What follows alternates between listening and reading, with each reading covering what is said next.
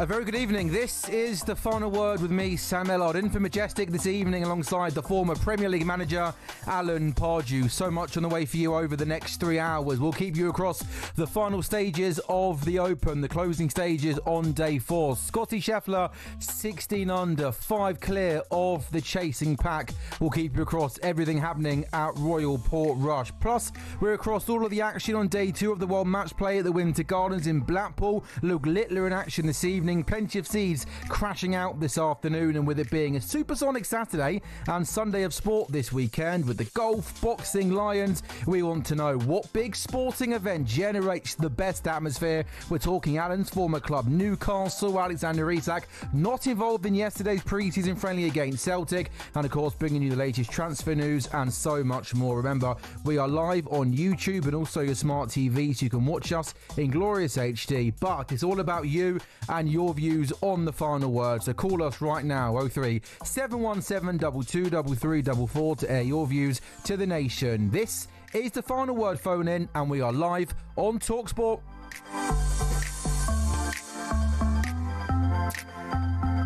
Good evening, Alan Pardew. How are you? I'm very well.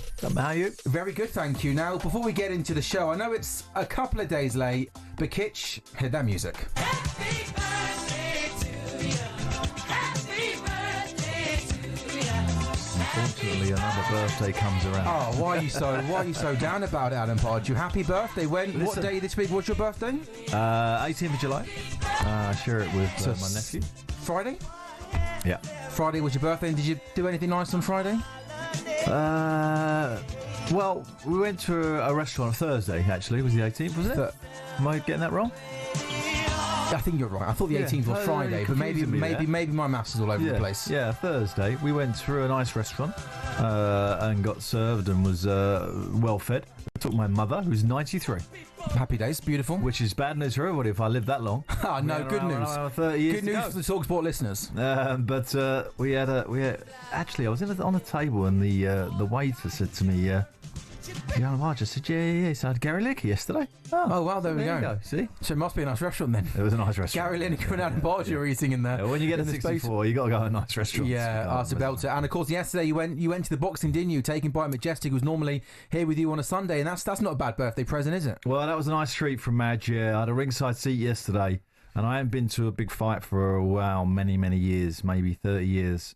And obviously a heavyweight champion, and Isak, being the legend that he is, delivered, which was a bit of a shame for the crowd because obviously most of them were rooting for the boy, but unfortunately he come up against real class opposition and somebody who's going to go down as one of the all-time greats in my opinion. His footwork, by the way, I was sitting next to Jermaine Defoe and we were both like talking, look at his footwork. Yeah. He's just so quick. He just shuffles around, and no one can get near him. Amazing for a heavyweight. Yeah, and what was the atmosphere like? Because you mentioned there that most people were supporting Dubois, but I was doing a show yesterday and we had lots of people. Well, it was, I would say 60-40. Yeah. There was a lot of support for people Isak. probably wanted to see greatness, didn't they, in front of their eyes? One of the best to ever do it, undefeated. Yeah, and I think, most of the Ukraine community from London definitely was there. Sure. The flags were everywhere, and that was great because obviously there's enough difficulties going on in that country not to have some great feeling about their champion. And but it was I have to say it was a great atmosphere. I always thought Wembley would be too big for boxing, but actually when you're there, obviously I wasn't up in the hills watching. No, you had one of the posh seats, right? The atmosphere was terrific. Yeah, and obviously next to Jermaine Defoe, any other celebs you bumped into? Did you bump into Jake Tom Paul? Davis I like. He was doing a few interviews actually. Who was that? Big Tom Davis, is it? Okay, the comedian. Big West Ham fan, isn't he? Yeah, I like Tom and Jason Statham and etc. Did you go over to Jason say hello, or did you? No, it's just around like that. That's not you. Not me. Let people do their own thing. And were people coming up to you, or man, that's the question. I had the odd, the odd fan, wanting me to do the dance and all that. And did you do the dance? No, I didn't. Although Madge had a go.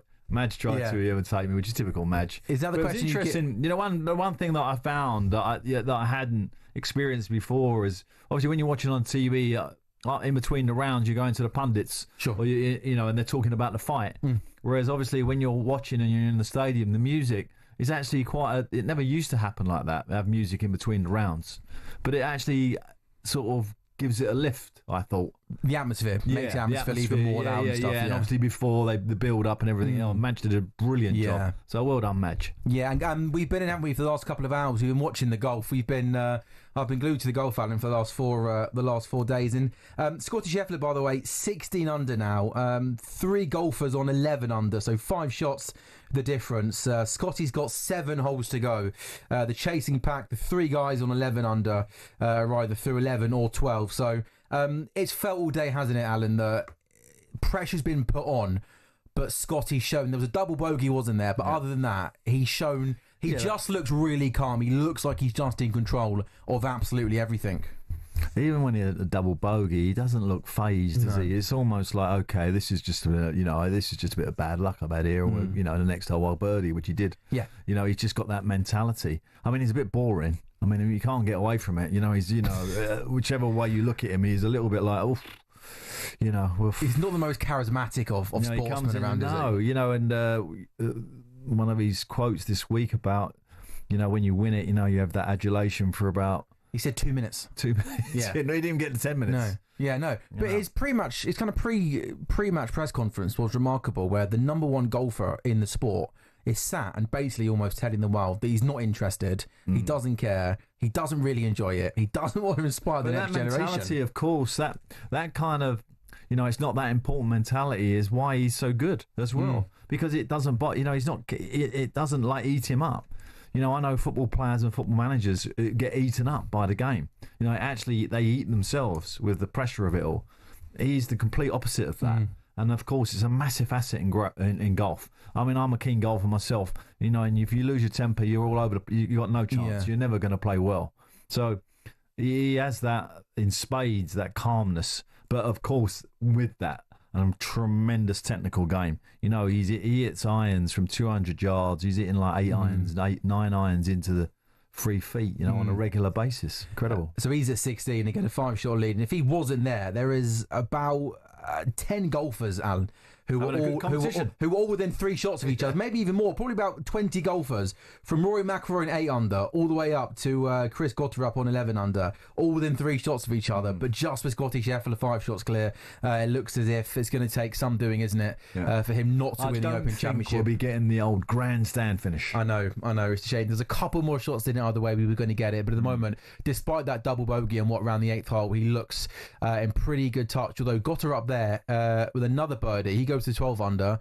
Finished 13. He's now 4 shots behind Scottie Scheffler. He's a great tournament, actually. He's been up and around all week, hasn't he? Yeah, good for him. So after the breakout, we're going to talk a little bit about Manchester United. Been a busy 24 hours. The Marcus Rashford news broke yesterday, didn't it? Yeah. And also, I'm going to get your take on the Alexander Isak situation, Alan, because you obviously spend a lot of time up in Newcastle, didn't you? You were the Newcastle manager. Just briefly, your thoughts on the decision yesterday for Alexander Isak not to play for Newcastle in that friendly against Celtic with everything going on. Well, reading between the lines, it looks very much like the players affected, I would suggest. So Eddie made a sensible move and just took it out of the equation. Whether he was affected or not, whether we can speculate about that, which we can, whether it's true or not, I'm not party to. But what I do know is it was a wise move to take him out of the equation. Because, I've had players, when players want to move, they make it fundamentally clear in their actions, and it can cause a problem. Now, as Isak's head been turned, I would suggest possibly yes. So, they've got a battle on there, and I think Eddie's trying to play it down, but it won't go away until Liverpool conduct their business. How would you deal with it then, from your time and being a manager and dealing with these kind of situations? Do you almost get involved, or is it kind of up to people above you, up to the owner, up to the player to kind of get it sorted? No, it's up to you, because you manage the dressing room, so you got to call it as it see it. That what you find is that when players are getting targeted by the bigger clubs, the other players, the senior players, usually side with the player, regardless of what the club decide to do, whether you say, we're going to take you out of the game this week, or they all want to progress in their career. They all want a bigger contract, a bigger club. Don't think they don't. They do. And the Liverpool thing, I would suggest the other players are not that bothered. They obviously want him to stay because he could bring success to the But club. they'll understand from his point of view that Yeah. when Liverpool come calling, it's hard to Absolutely. say no to a club like Liverpool. And obviously that could be them. Yeah, one day it could be them, they want yeah. to see the club treat, see the club are treating the player correctly. Yeah. And so you have to try and find a fine balance between saying to the player, it's your duty to play. And if I ask you to play, you're going to play.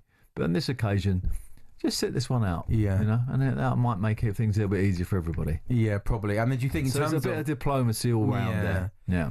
So in terms of then this situation from an Eddie Howe point of view, Yep. is it almost he's got to just wait for the transfer window to close, or do you think he can almost integrate Alexander Isak back into the team from now until the start of the season?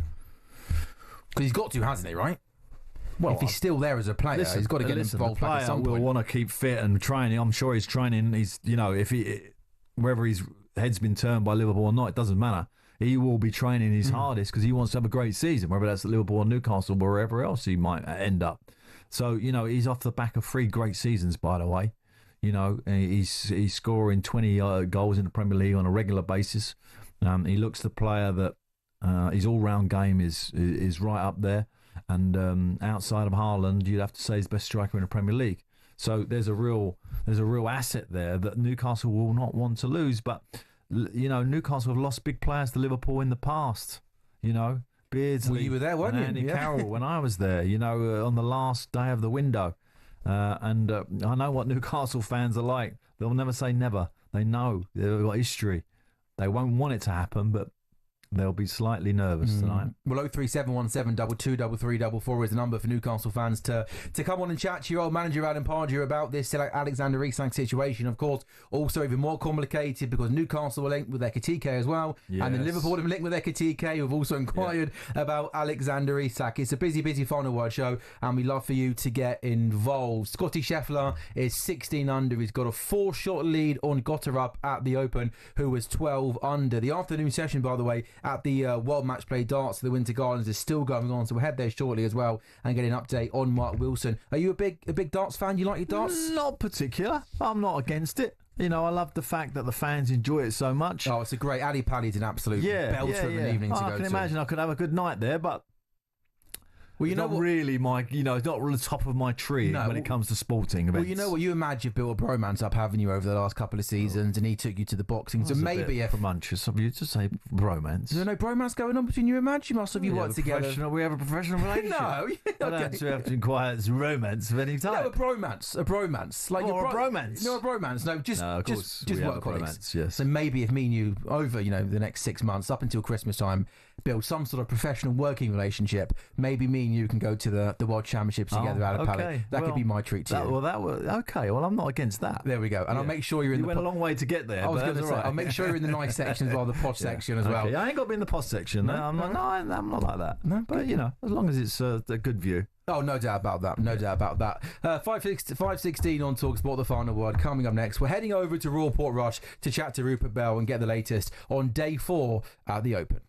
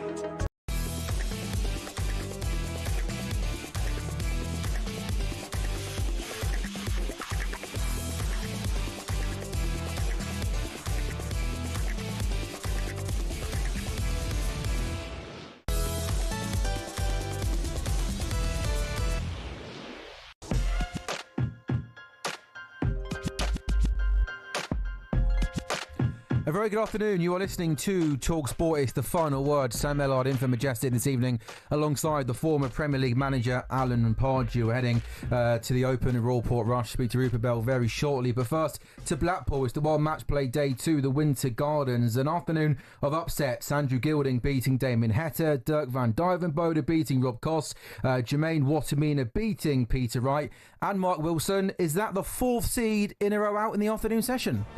It is indeed. Good afternoon, Sam. Mike De Decker's just knocked out Dave Chisnell. Chisnell was leading 7-6. He missed multiple darts to go up 8-6. De Decker stepped in, levelled up the match, then nudged himself ahead by 8 legs to 7. Then took out 104 to break Chisnell to move within one of the match, and he won it in style with a 148 checkout. So the World Grand Prix winner, Mike De Decker, through to the last 16 here. And you mentioned it, all 4 seeds have gone out. That's 6 of the 8 that have played so far that have gone out. This tournament is wide open. We're back tonight on the talkSPORT Darts YouTube channel at 7 o'clock. We'll see the likes of Gary Anderson take on Luke Woodhouse, Johnny Clinton against Martin Schindler, Luke Littler's in action against Ryan Searle, and Stephen Bunting takes on Ryan Joyce. The seeds tonight will be hoping for better luck than their counterparts in the afternoon. It has been a day to forget for them. Yeah, Mark, of all the 4 seeds in action this evening, who do you think could most likely be at jeopardy? Look, I expect, I'm going to say now, I think all 4 will win. So I think maybe if you push me on it, possibly Anderson if they get him early, but he's a former winner here. If he gets going tonight, he'll take some stopping, but maybe him would be the one. Mark, thank you very much. Again, the evening session of the PDC World Match Play Darts is at 7 o'clock this evening on the talkSPORT Darts YouTube channel. Luke Littler is in action. Now to Royal Port Rush and the Open Day 4, the final stages of Day 4, and Rupert Bell, Scottie Scheffler is closing on victory at Royal Port Rush. And he's just hit the most delicious shot into the 13th hole, the par 3, 188 yards. He managed to land it soft just on the front of the green, and it just trickled on down to no more than 9 feet, and he should get to 18 under par. And this is after he had a double bogey at the 8th when he slipped back to 15 under, and we thought for a brief moment, we might have a bit of a battle on, but he's just put that setback behind him as if nothing happened, and it's business as usual. Birdies at the 12th as well, a lovely putt from 10 feet, which has been the sort of the cornerstone of his dominant performance. He's 5 clear of birthday boy Chris Gotterup, who's had a magical 2 weeks in the sense that he was ranked outside the top 150 in the world going into last week's Scottish Open, wins that, up to 49, and now I imagine he might be in the top 30 and might be even part of the American Ryder Cup team if he continues this form. The 26-year-old is at 12 under, Wyndham Clark at 11 under. Others on that mark include Hao Tong Lee and Harris English. For Rory McIlroy, a double bogey at the 10th has scuppered his chances, and he's back to 9 under. Bob McIntyre, though, has picked up 3 shots to get to 9 under. Matt Fitzpatrick is the leading British player, and he is at 10 under, and he is playing the 14th, hopefully trying to get a little closer. But basically, they're just playing second fiddle to Scottie Scheffler. Rupert, little question here. That's very. Sound like you're on the edge of the 18th there, Alan. You know, whispering as you are. My question would be, obviously, I was looking up. The last Englishman to win the British Open was Faldo, 92. Is that right? Correct. So when are we next going to win it? Have we got anyone who's like, could you say yes, 100%? I fancy him in 2 or 3 years' time. Well, Fitzpatrick has had a good go at it this week. Hatton has certainly got the talent to go and win it. So you'd say those two could be in it. Tommy Fleetwood, he's so much the nearly man, but we are going to Royal Birkdale next year, and he is a man from around those parts, so he will have the sort of weight of expectation on his shoulders, and hopefully he could come through and win it. But it is a long time between English drinks at the Open Championship. But of course we've had Rory winning it, and others have come through, but it is, and other Shane Lowry obviously from Ireland, but in terms of mainland Britain, it's not actually. You can go back to Paul Lawrie in 1999. I'd like to think Bob McIntyre loves links golf. From a British perspective, is more than capable of winning this. He's making a bit of a charge now. He got a bit frustrated yesterday, but those may be the obvious names. They are the sort of star British golfers at present, and Bob McIntyre's got a fire in his belly, and he hopefully will be one of those who might be lifting the trophy. Rupert, thank you very much. Be back with Cheers, you Rupert. very shortly at the Open. The Open Update on talkSPORT with Arnold Clark. Get the UK's best used car deals guaranteed.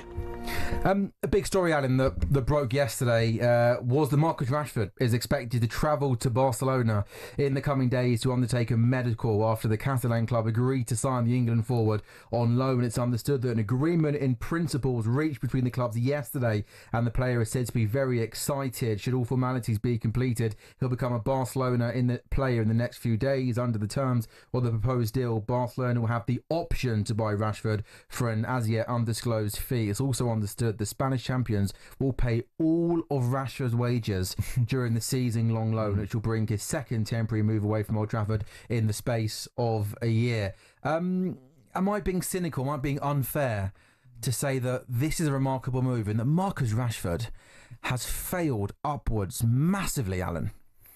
Well, all I would say about it is that, this is not a surprise, this move, because Barcelona have been sort of hovering around him. PSG were hovering around him for a period. He's been linked with these great clubs, and the reason he gets linked with these clubs is because offensively he's a real handful. I mean, with the ball at his feet in full flow, and some moments he had last year with Villa were outstanding. His defensive work is where he's really struggled, particularly for Man United, and at times he's been out of position. He's cost them goals, etc., etc. There's been questions about his attitude. I've worked with players like Marcus. Sometimes that penny just doesn't drop on the defensive side. It's very frustrating, but it's part of it. Barcelona would definitely be a good fit for him because, the way they dominate possession and the way they keep the ball, same as PSG, I could see why Rashford is an attraction to them. His defensive work, it wouldn't be... There'll be less onerous to him defensively at these teams, absolutely. Right? So, I can see it. The deal, as you described it, doesn't make any sense to me. I can't imagine that there isn't some more clauses in there, i.e. if he played 5 games, 10 games, there's some kind of fee that's paid to Man United. Sure. So I think we can take the sort of speculation of what the fee is as with a pinch of salt, really. Yeah. But for him personally, it's a dream move, and I'm pretty sure journalists, people who follow Man United, fans of Man United are somewhat surprised. I can understand that. Yeah, I'm surprised as well because look, we know on his day he's a good player, he's a talented player, but for the last 18 months to 2 years, he's been well below his best, hasn't he? So to end up at Barcelona on the back of that isn't too bad. You mentioned there that you coach players, manage players where the penny doesn't drop from a defensive point of view. How as a coach you try and get around that? I mean, can you give us an example of the way you get scratching your head? And I think that I've seen that at Man United where your central midfield player, would have to lean to the side that he played on a little bit more and cover him, and therefore the team is slightly out of balance. You can cope with it if your team is strong enough, but unfortunately for Man United, they haven't been strong enough defensively to cope with somebody not doing the job. And when we look at the example of the new PSG, where everybody's ingrained in like it's a proper team, isn't it? Yeah, and Liverpool very much like that as well, where everybody is doing the stint, everybody's working. There's no excuse really in the modern game, so you have to work it. And I think Marcus, to be fair to him, has worked at it, tried to work at it, but sometimes it's just not there. And the decision making, whether to close down, whether to stay in the pocket, in hold your position, it is something that some players just can't get. And his strike, I've never worked with Marcus, so I can't say 100% that he's been delivering what I wanted. But when I worked with Zaha was a particular problem for me at Crystal Palace, right, for long periods. He wouldn't be back in his position in the correct moment, in the correct time, and it might have been one of the reasons he never actually got to a big club. Or was successful, like when he went to Man United. But would you then, like, when you're stood there on the sidelines and Zaha's just not tracking back, on a Monday morning or even at half time after the game, when you say to him, what's going on? I mean, does he? Yeah, of course they get it. Yeah, they get it. But he just doesn't want to do it, basically. And I had one of the most talented French players in Ben Arthur. Who what a player he was, by the way. Well, you say he was a great player, but he wasn't a great player defensively. He was a disaster. It was a disaster for Good the for team. me to watch, but Yeah. disaster for you sometimes. No, yeah. disaster for the rest of the team. If he was in your team, how would you feel if he isn't doing the job? He's not running, So yeah. there was a lot of frustration. There's a lot of frustration in the other players, in that Yeah. particular player. They need to deliver. Now, if they're getting hat tricks and Marcus is getting 2 goals a game, then okay. We don't Yeah. mind. We can suffer it. But if he isn't scoring, he has played poorly, and he hasn't done his defensive work, That's then not you've good. got some Yeah, problems, yeah. right, with the other players. Let alone how you feel as a manager or a coach. But it's something in the modern game that just you cannot at the highest level now get away with it, really. Yeah. Because if Marcus played for Barcelona in a top game and he didn't do his defensive work, they're going to get found out by a PSG or a Liverpool. And I think PSG, the prime example of they've had to wait so long, haven't they, for that Champions League? They went for the superstars, didn't work. And as you said, they got 11 players there who, sure, ability-wise, are all super talented. But it's 11 players who run and press and trap back, and they get that team, and they finally go on and win the Champions League. Yeah. Do you remember- but you can. It's easy to say that because we know we're looking at PSG as now the new model. Yeah. But when Argentina won the World Cup, they still had Messi in the team. Yeah, And yeah. Messi's still He's really, a walker, isn't he? He doesn't really defend. Do you remember So the- they based their whole defensive work with him out of the picture. Yeah. So it can be done. Were you at Newcastle at the time when I got this image in my head of Hatem Ben Arfa? Did he score a goal one game where he literally had the ball in his own half? And I Yeah. think he ran past 6 players Yeah, I'm not and sure just passed it was it Bolton at home? It was a cup game. Yeah. And it was an unbelievable goal. Yeah. And it set him, it YouTubed him to the world. It was like that. He went viral. Yeah, viral. Everything went viral. Hatem Ben Arfa went He went a viral. bit viral off the pitch as well. But it doesn't necessarily mean that these players who have that kind of real unbelievable ability can't defend. Some of them can defend very, very well, and that's part of the package. You only got to look at the 2 wide players at PSG. Wow, the defensive work's outstanding. So Marcus Rashford looks set to be a Barcelona player perhaps sooner rather than later at the What an golf. experience for him, by I know, the way. what an opportunity, new Yeah. league, new culture. Maybe at Good this luck to him. stage of his life, this is Yeah. what he needs exactly. And also benefit England, couldn't it, come this time next year when the we'll World see. Cup rocks around. The golf, Scottie Scheffler through with 13 and 17 under, 5 clear of Gotterup, who was 12 under through 14. We're back to Rupert Bell at Royal Portrush next. And again, if you want to get involved in the conversation this evening, whether it's on Marcus Rashford, Man United, or what's next for Newcastle and Alexander Isak, the number to call. Get involved is 03717 223344.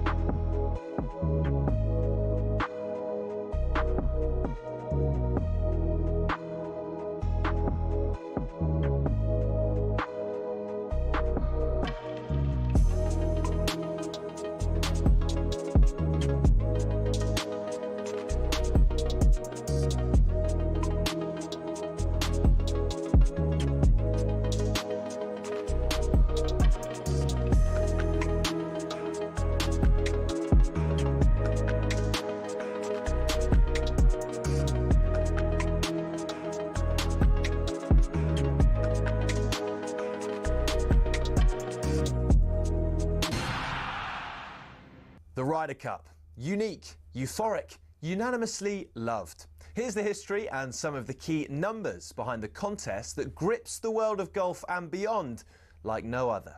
The first edition was held in 1927, where a Great Britain team arrived by boat to play in Massachusetts at the Worcester Country Club. Originally, the competition comprised of 4 foursomes and 8 singles, with 4 balls not introduced until 1963. In the first 22 editions, when it was just Brits and Irish against the US, America only lost 3.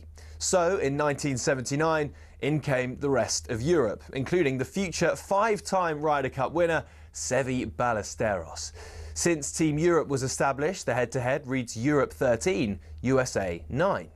Home advantage is a big deal. Europe's last away win was the miracle at Medina in 2012, and America hasn't won on European soil since '93 at the Belfry. It's accepted that both teams tailor their home courses to suit their own players. For example, in Paris in 2018, Thomas Bjorn asked for the rough to be kept extra long beyond the green to target the big booming American drives. 10 years earlier, Paul Azinger did the opposite, and the Valhalla rough was trimmed right down. On both occasions, the home side were resounding winners. So what about the money?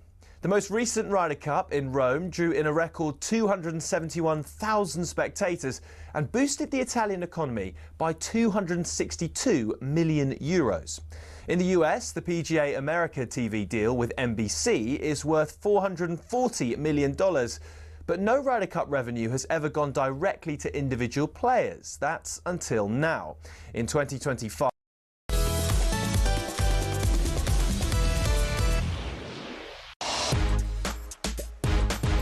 a very good evening. It is the final word. We are live on talkSPORT. Sam Ellard in for Majestic this evening with you until 8 o'clock alongside Alan Pardew. Just before the break, Alan, we're talking about one player leaving Manchester United in Marcus Rashford. Just interested in your thoughts on some of the business in terms of players coming into Manchester United. We know that Mateus Cunha from Wolves is done. He played yesterday in that pre-season friendly draw against Leeds United. Also, Brian Mbeumo, not yet officially confirmed, but being reported that Man United have finally agreed a fee with Brentford for Brian Mbeumo. Two players that you think will improve Manchester United? Certainly, Brian is a player that I've always really liked at Brentford, and he's going to help Man United not just offensively but defensively. His defensive work is outstanding.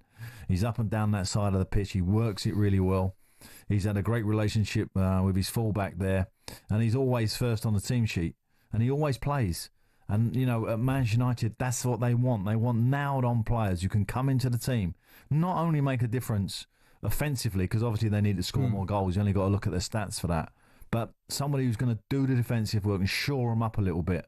Now, when it comes to Cunha, he's not so hot on the defensive work, but he has outstanding brain and intelligence technically to open up defences. And, you know, Amorim has definitely looked at the top of the pitch and thought, I've got to, you know, strengthen there. And I still think they got a little bit more work to do. The number 9 situation, I think, with Højbjerg needs strengthening.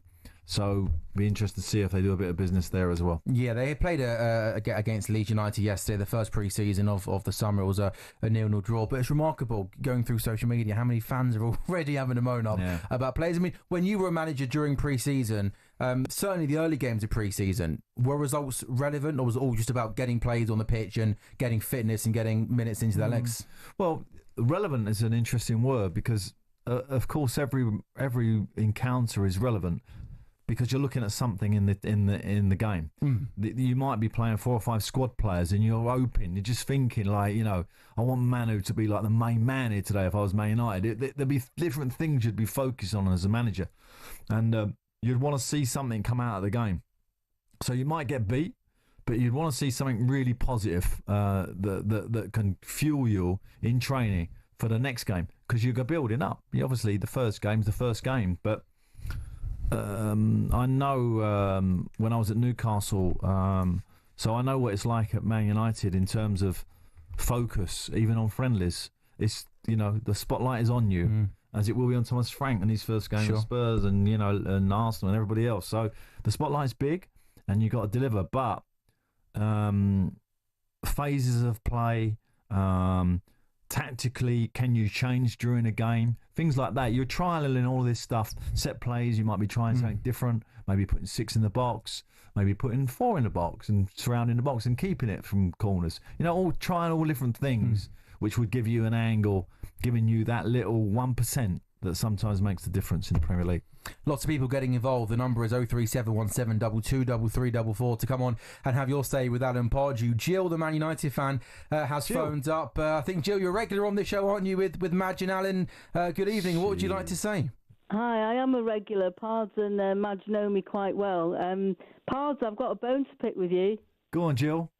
breakfast show with Jeff Stelling on Monday. Yes. You I know said what's coming. United will be in a relegation battle. Well, Jill, to be honest, I didn't actually say that. You know, it was all kind of, taken out of context a little bit. What I did say, we were talking about teams that are like in the frame for relegation, and I was suggesting, this was before Brian actually turned up and your new signing, I said that if their defensive work needed sorting out, otherwise I would worry, particularly after losing 18 games. So that was my point, Jill. I genuinely hope that they don't get in that position. After I called you both silver foxes as well. Yeah, that's right, you did, yeah. That was a compliment. Yeah, I know. But I don't worry about you guys getting relegated, I don't. But if I'm Amorim, a nervous manager after last year, he needs to get off to a good start. He doesn't need dark clouds coming at all. And I genuinely hope that they get off to a great start. I agree. And Sam, it's great to see you in the hot seat. Thank you very much, Jill. It was an honour to be here alongside Alan Pardew. Just loaned for the evening while matches. And one of our best callers, by the way, Jill. So you're privileged to have her on. Jill, I love the fact that you've called up. Jill, Marcus Rashford to Barcelona. Are you a Man United fan that is sending him away with just your best wishes only? I'm sending him away in an Uber, to be honest. It's a long way to go in an Uber to Barcelona, Jill. I think he's very lucky to be getting an opportunity at Barcelona with the attitude he's had for us. So for me, let's see. Let's wait and see how he does at Barcelona. Well said, Jill. Yeah, I think she's spot on there. Jill, thank you very much for the call. Let's now go to Michael, who's a Man United fan, who's called 03717 223344. Good evening, Michael. What would you like to say? Well, it's like the way Man United is set up now, the pressure's now on Amorim. He's got to have a good 5-10 games. We've got to win. We can't have what we had last season. Otherwise, he's out the door before Christmas. But you've also got to look at a transitional period. You go, right, how many players can we get in this season? This window, can we get a few more in? What's it going to be like the following summer and stuff like that? Can we improve? We need to be least. I would love to think we could get top 4. I don't think we will, but we need to get our top half of the table. To be honest, is that fair, do you think, Alan, that given where they finished last season, do you think that getting off to a quick start this season is an absolute must, or do you think the new owners are going to back him and give him time and not want to sack another manager? What worries me a little bit, I've always been a big fan of Amorim in terms of the way he carries himself, what he did at Sporting Lisbon, etc., right, and the way he set his team up. Since he's come to United, it was a difficult situation to go in halfway through with a new owner, etc., a lot of expectation on him, and he didn't deliver. And let's be honest, the final game was really a poor show. So he is under pressure, and I think Michael's right. He needs to start well. What worries me about Jim Ratcliffe, he's fallen out with Brailsford. Brailsford's now gone back to Sky Cycling. He's back there. He's fallen out with Ainsley with about the America's Cup. And I'm just concerned a little bit that, and Dan Ashworth, of course, went from Man United. It is beginning to look a little bit like, is this a difficult man to work under? Yeah, so, the Dan Ashworth one was that. How long did Man United wait for him to be available to come to Man United? A lot of money for Dan, and then he lost. And I know Dan very well, and Dan, I have to say, is a top professional. And I can only assume it couldn't have been for the quality of his work. It must have been something else. The reports at the time where there was a disagreement about Ten Hag and whether to keep him on or whether to sack him in the summer last summer. Well, my point being that the situation that's happening there. Remember, a lot of the fans, and I'm sure Michael and Jill will back me up here with the season tickets, and we've had callers on here about the disability section being moved and stewards not coming in, not stewarded properly, etc., because of cutbacks, the food situation, the training ground, all these things. There's a lot of things that add up about Man United that really are kind of warning signals to somebody like myself as a manager. And I'm sure Amorim is, really nervous at this time. I genuinely think he is. He needs to get, and I think they need 2 big results in this pre-season to kind of cement like a good bit of feeling going into the season. Yeah, and I hope they get them. Yeah, they definitely need that feel-good feeling when they go into the season. So, Jill, Michael, thank you for your calls. If you want to get involved with Alan Pardew on the final word, it's 03717 223344 is the number to call. The afternoon session of the World Match Play has just come to an end. All 4 seeds head to cross right. All being knocked out, head to cross right and Chisholm, all knocked out in the first round on day 2 at the World Match Play. Gilding, Van Duijvenbode, Watermeer and Decker all go through. Anderson, Clayton, Littler, Bunting in action this evening from 7 on talkSPORT Darts' YouTube channel. Can I ask a darts question as a layman of darts? Right? There seems to be a lot of competitions. Yeah, there will be. Which is slightly confusing to somebody like myself who doesn't follow it, thoroughly. There will be events pretty much every single week in the calendar year, and then darts will have a lot more TV tournaments than so in golf and tennis you'll have 4 majors, won't you, every single year. We all know what those majors are. Yeah. On darts, off the top of my head, you're absolutely right. There's about 10 tournaments they class as majors that are on TV throughout. So that's on average about 1 a month. So you're right to say that you will see more darts. And also as well, I keep waiting to see, when's the big event coming? Yeah. But there seems to be a big event every week. Yeah, and also what they have is they also have one of the majors is the Premier League, which lasts 16 weeks, which is every single Thursday night from February up until about July time. So as well, you can watch that once a week. So yeah, there's lots of tournaments. But the World Match Play is the most important. World Championships is the most important, the biggest prize. Which is around Christmas time, right? Always Christmas time. Yeah. But this tournament here, the World Match Play, which is on talkSPORT Darts YouTube is this channel. Like the number 2? Number 2 without a shadow of a doubt in terms of prestige and history. So yeah, lots of eyes will be on this tournament. And at the golf, Scottie Scheffler is through 14, 17 under, still 5 clear of Gotterup, who has just got 3 holes to go. So we might just be, Alan, a matter of 15, 20 minutes away from Scottie Scheffler officially being confirmed as the Open champion. This is the final word. We are on talkSPORT. Coming up next, we're back to Rupert Bell at Royal Portrush.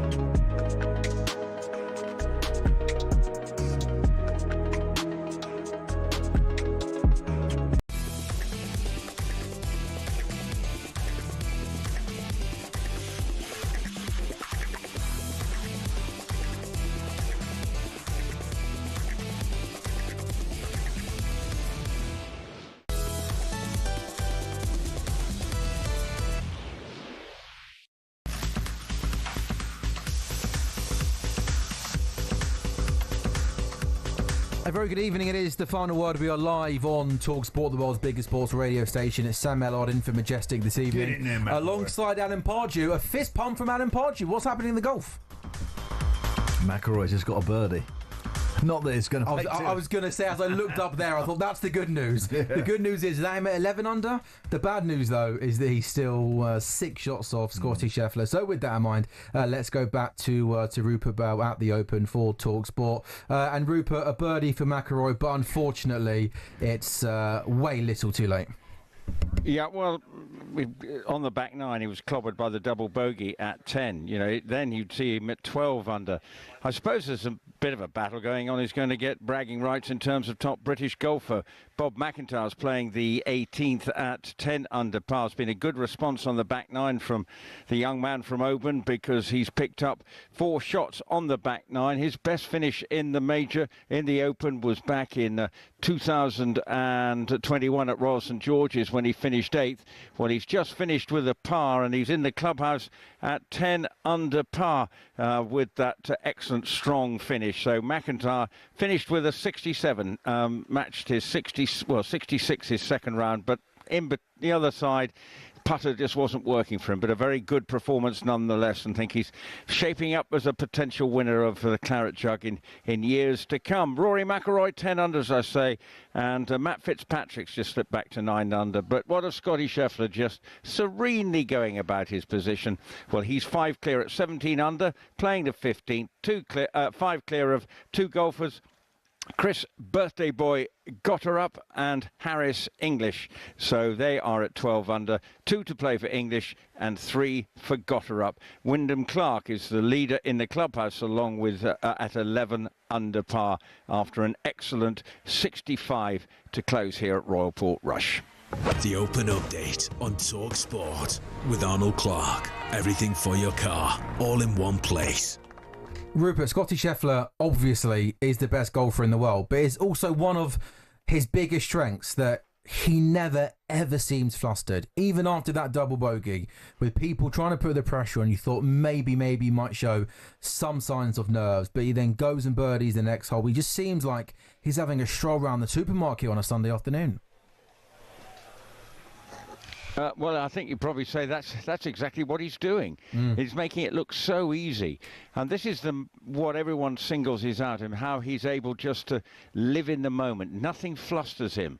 And we heard his press conference at the early part of the week, which was all about him saying he doesn't know why he's so competitive. He doesn't really enjoy it. He says, I sort of enjoy a victory for about 2 minutes. He says, I'm desperate to win it, but on the other hand, I don't see the point of it, which is certainly an eye-opening interview. So sure. You can bet your bottom dollar the question is going to be asked after, say, an hour when he comes into the press conference here, how's your 2 minutes gone? Yeah. Because in a way, this is a huge moment, because he will join a select group of golfers sub 30 to win 3 majors, winning I think it is the USPGA, Masters and the Open Championship before 30, and that group basically is Gary Player, Jack Nicklaus and Tiger Woods. That catapults him into elite status, and he's going to win. There's no two ways about it. You know, they can start engraving his name on the Claret Jug.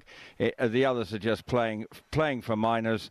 Can they get a bit of respectability? But you've just got to be in awe. He's now playing. This is his 25th major, and he's had 15 top 10s and 3 wins. And I think he's only missed the cut about 4 times in those 25. He is totally dominating the game of golf, but he's the polar opposite to most sporting superstars. He doesn't go for the limelight. If he walks down the streets tomorrow in London, say he's on no one will recognise him. Might be a bit different in Portrush this evening, but he keeps himself to himself. And, you know, he is just let the golf do the talking. But he's going to win. There's no two ways about it. 4 holes away from completing his round. He's 5 shots clear of the chasing pack. Rupert, thank you. Back to you shortly. Lots of people wanting to come on and have their say, Alan, on all things Manchester United. Busy few days with the news of the Brian Mbeumo fee being agreed. Marcus Rashford moving to Barcelona. Not confirmed yet, though. Ollie's a Manchester United fan. He's phoned 03717 223344. Ollie, you're live on talkSPORT. What would you like to say?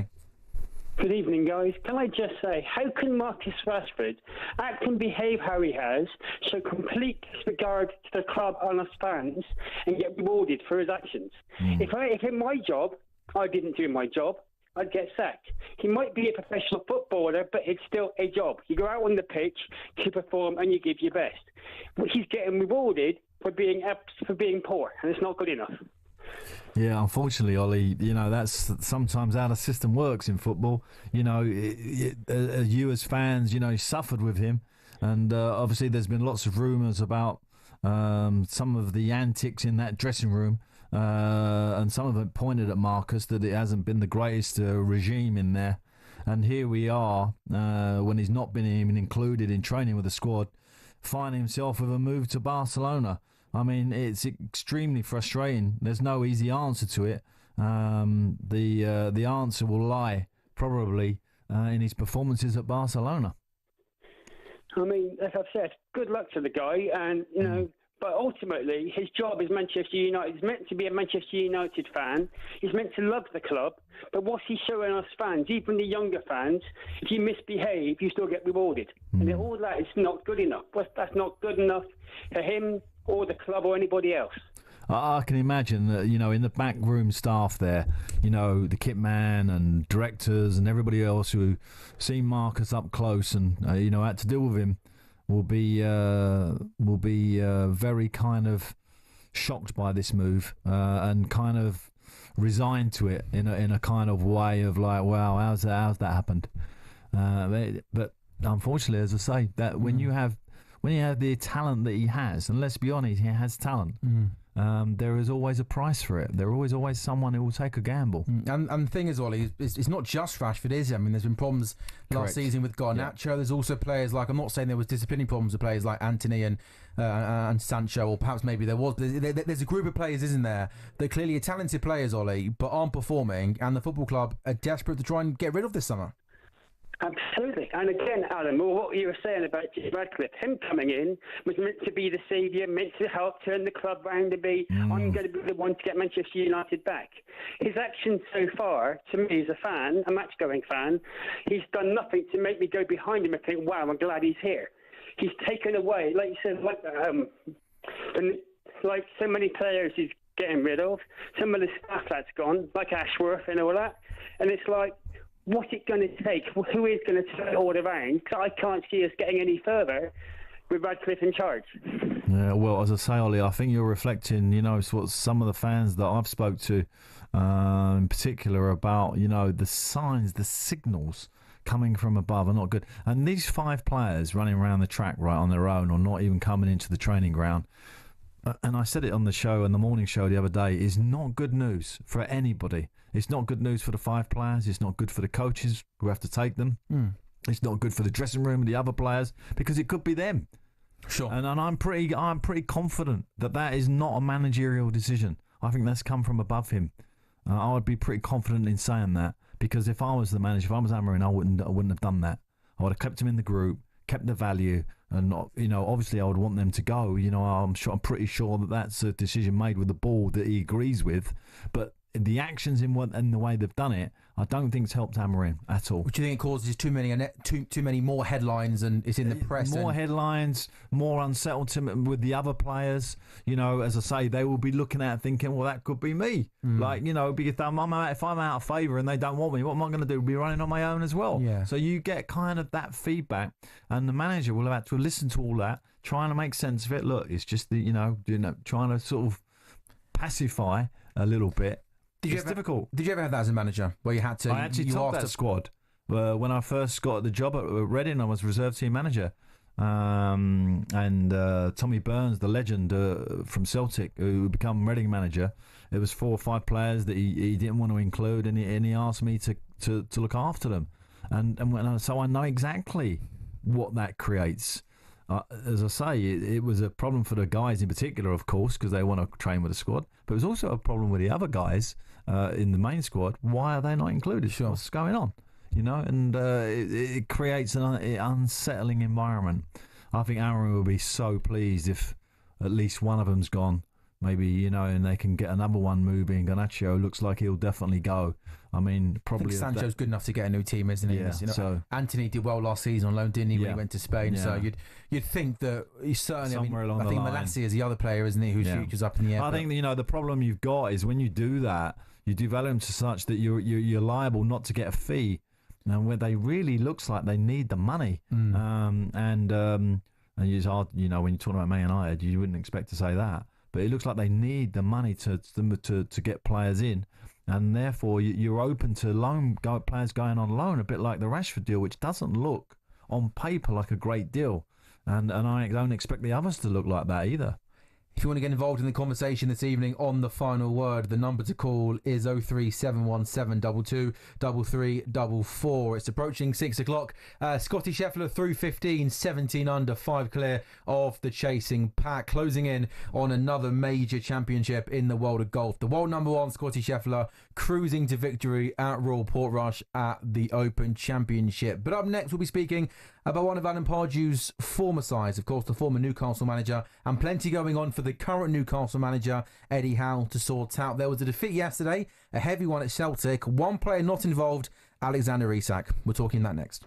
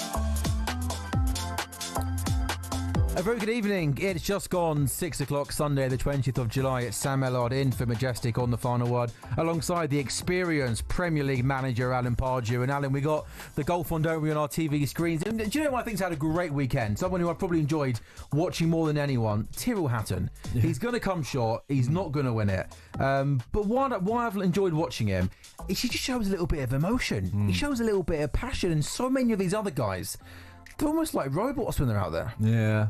Well, as I say, I think, when you look at English, it looks like he's going to get the runner-up spot. And he's very much like Scheffler, kind of like not much going on. It's all kind of robotic kind of calmness around it. I hope that's not the future golfer that we're looking at for the next we need the characters, don't we, Alan? We love a few characters. Yeah. I mean, Tyrrell, obviously gets the odd bleep here and there when he's throwing his clubs about, but he's a passionate man. Yeah, but he's entertainment, and you want a little bit of that. And it takes all sort of sports need that edgy character to give it some spice. Yeah, and we got the Ryder Cup coming up as well. Yeah, of course. Later this year, it's likely, hopefully a bit spicy in that. Yeah, we'll see. Yeah, I mean, I don't know if you like your cricket, Alan, but I was at Lord last week doing the Test amazing. match, and the cricket on the field is brilliant. We did a morning show, didn't we? On the Monday with Jeff Stelling, of course. Yeah. I thought what made that match even more better and more exciting was that there was Neto in it. The players were giving it to each other. It just adds to the occasion, the spectacle. Very much the opposite with the Lions yesterday. Yeah. Watching the Lions yesterday. It was like, it just seemed bizarre. It was almost like a friendly. I mean, obviously, they're smashing into each other. I shouldn't say it was a friendly, of course. It was like passionate. But it wasn't like how I was expecting when I used to see the Lions back in the day. Yeah. And I was reading a lot of the ex-rugby players who are now journalists or working for the national papers. And they reflected on what I actually thought at the time. That there was a real kind of lack of quality in that Australian team. We'd actually dominated. It should have actually been more. And it does look like that the whitewash. You'd be surprised if it wasn't a whitewash. Actually, but I don't know whether that's why there was just a lack of excitement and edge going into yesterday's game, because we had a unique feel going into it where the Lions were favourites. And it almost feels like normally when the Lions, they go away to New Zealand, South Africa, they're obviously completely up against it. And that's the kind of challenge of the Lions tour. The crowd, everything's against you. The officials, you like to think, are going to side with the home team. You think everything would be against us. But this Lion team, even having said that, the bench and people who didn't even make the bench, they look incredibly strong, don't they? Yeah, and Mel will probably play on Tuesday as another game in between the first and second test. The second test next Saturday, 11 o'clock, live and exclusive commentary, of course, right here on talkSPORT. Great concept, though. I love it, the British Lions, and I'd love to have a British football team. I've always said that. I thought it'd be great, just to play 3 or 4 games. And it'd be great go and play. Brazil, go to Brazil, yeah. The only thing with that, though, I'm not trying to needle our Welsh and Irish and Scottish listeners, but it'd predominantly be all England, wouldn't it, really? See, now you are upsetting people. You said that, not me. Am I wrong, though? Am I wrong? I'm not saying anything. I'm sitting right on the fence on that one. Fair enough. Well, I'm happy to go out and say... Anyway, if they want a manager for the British Lions football team, you're all over available. It. Yeah, you're all over it, yeah. Let's talk about one of your former clubs, Newcastle United, in pre-season friendly action yesterday.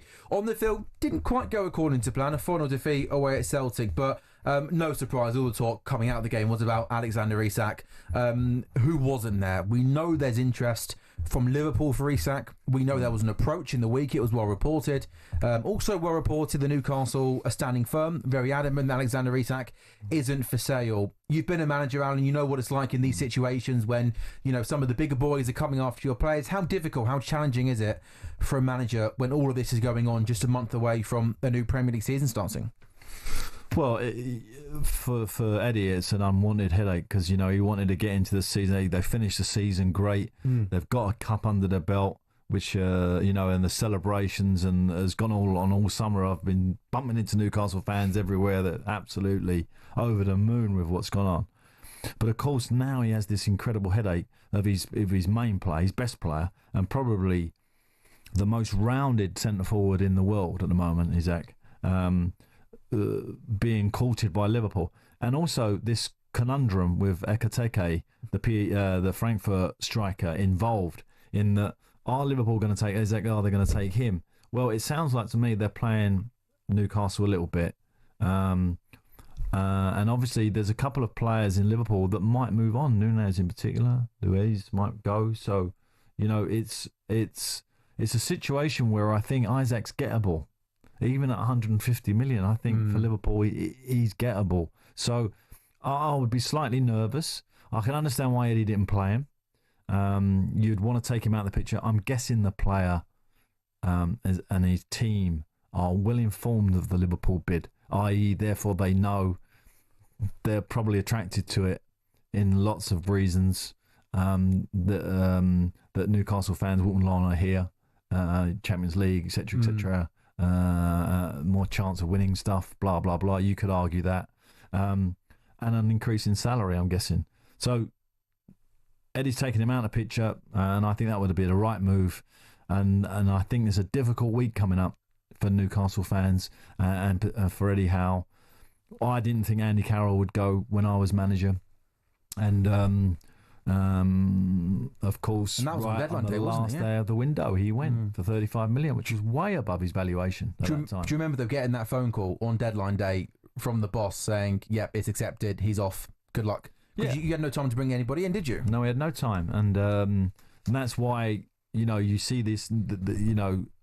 Wester at Brentford's is mentioned to Newcastle. I think Eddie Howe's actually having to look at the market. And I would as well if I was him. You have to be slightly nervous and start thinking of what your options would be if he did go. So not that they would be more attractive than to keep him, of course, because how can they get someone better than him when he's the best? Yeah. So that makes it thoroughly difficult. But that phone call you're talking about happened on as I was boarding the plane to get to Newcastle at like 6:30 in the morning.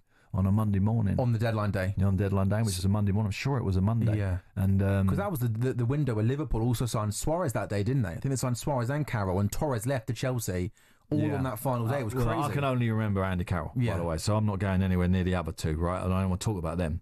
All I want to talk about is Andy Carroll, because for Newcastle, it was a massive blow. Yeah. I'd only just got there, and we'd got a couple of big results. We looked like we were going to be okay. And we was in and around that relegation zone. It left me really bare at the top of the pitch. So I really desperately, I kept saying, don't accept the bid, don't accept the bid. And it kept going up and up and up.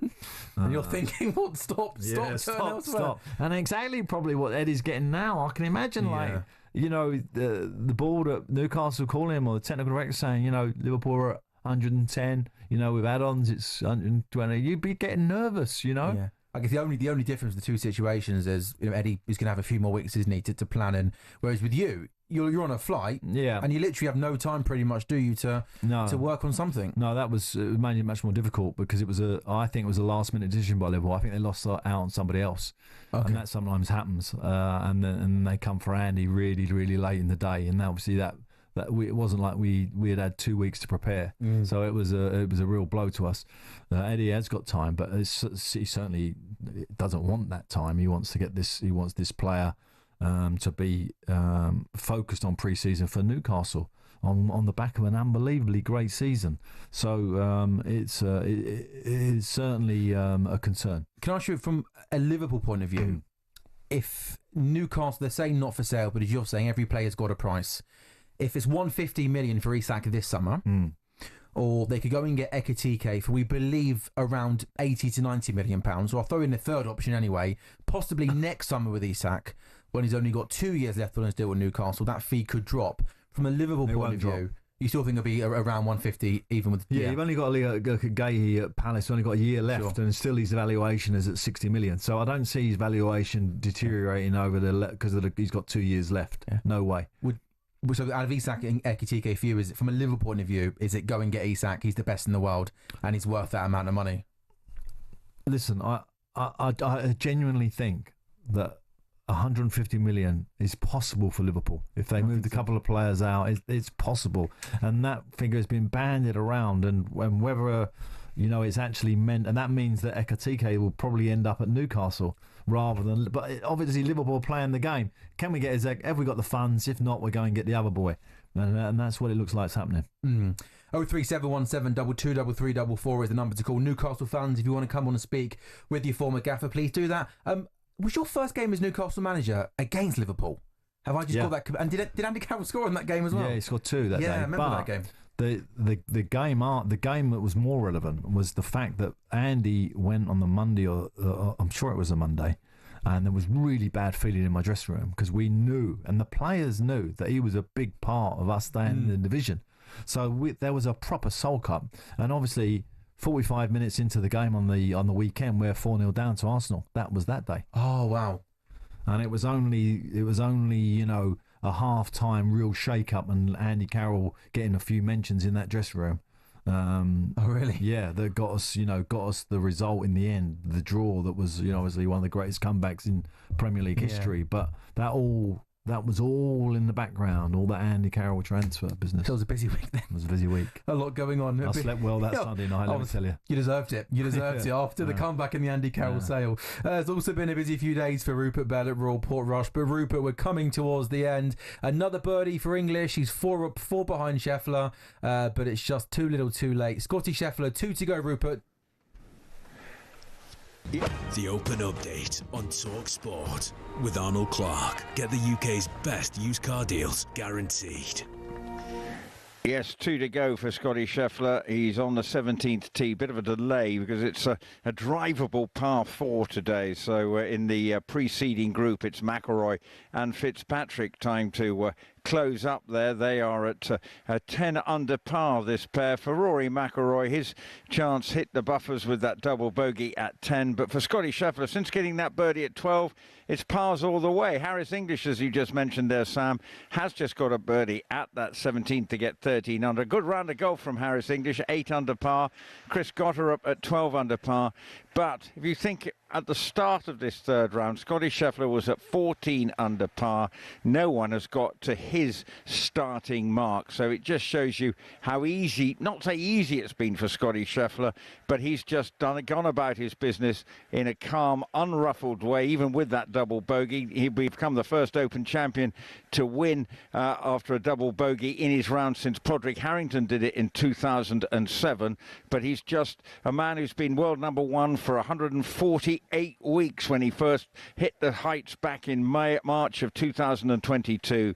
No one has got near to usurping his position at the top. It's a Tiger Woods-like dominance of the sport. He's got 2 to play, playing the 17th. Won't put against him getting another birdie here at 17. His playing partner, Hoi Tong Lee, is at 10 under par, doing his level best. But from a British perspective, Bob McIntyre has produced a good final day, a 4 under 67 to be at 10 under, and looking, and just good news for Matt Fitzpatrick. He's just picked up a birdie at the 17th to go to 11 under, and he's definitely on course for his best Open performance. His prior to this best was back here in 2019 when he was tied for 20th. Great to see Matt Fitzpatrick back in form, but he'll be ruining missing so many short putts throughout this week.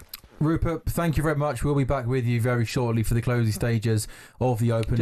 Just as a footnote to that golf, right? I think it was on Thursday. They were at 6-hour rounds, at the end of that day. And I think that followed through on the Friday as well. I mean, that's ridiculous. Yeah. That really needs to be looked at. And I know, they were trying to chase a few on.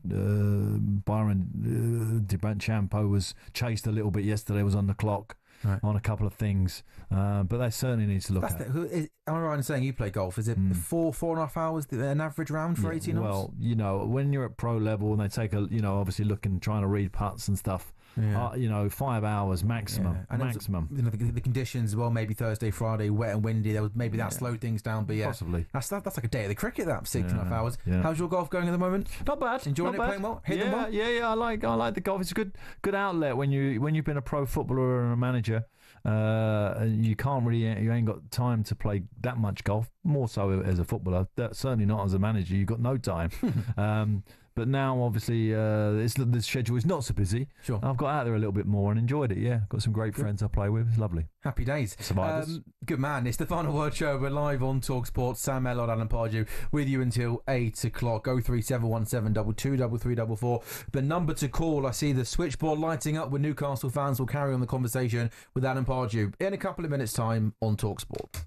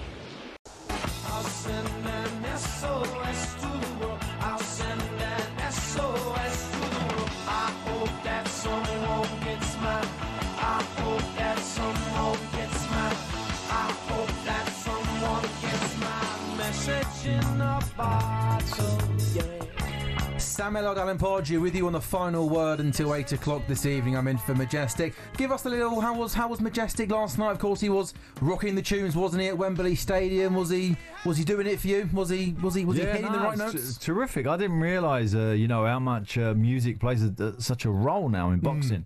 Never used to. Used to turn up and the IMC would go, here we are, round 3, and that would be it.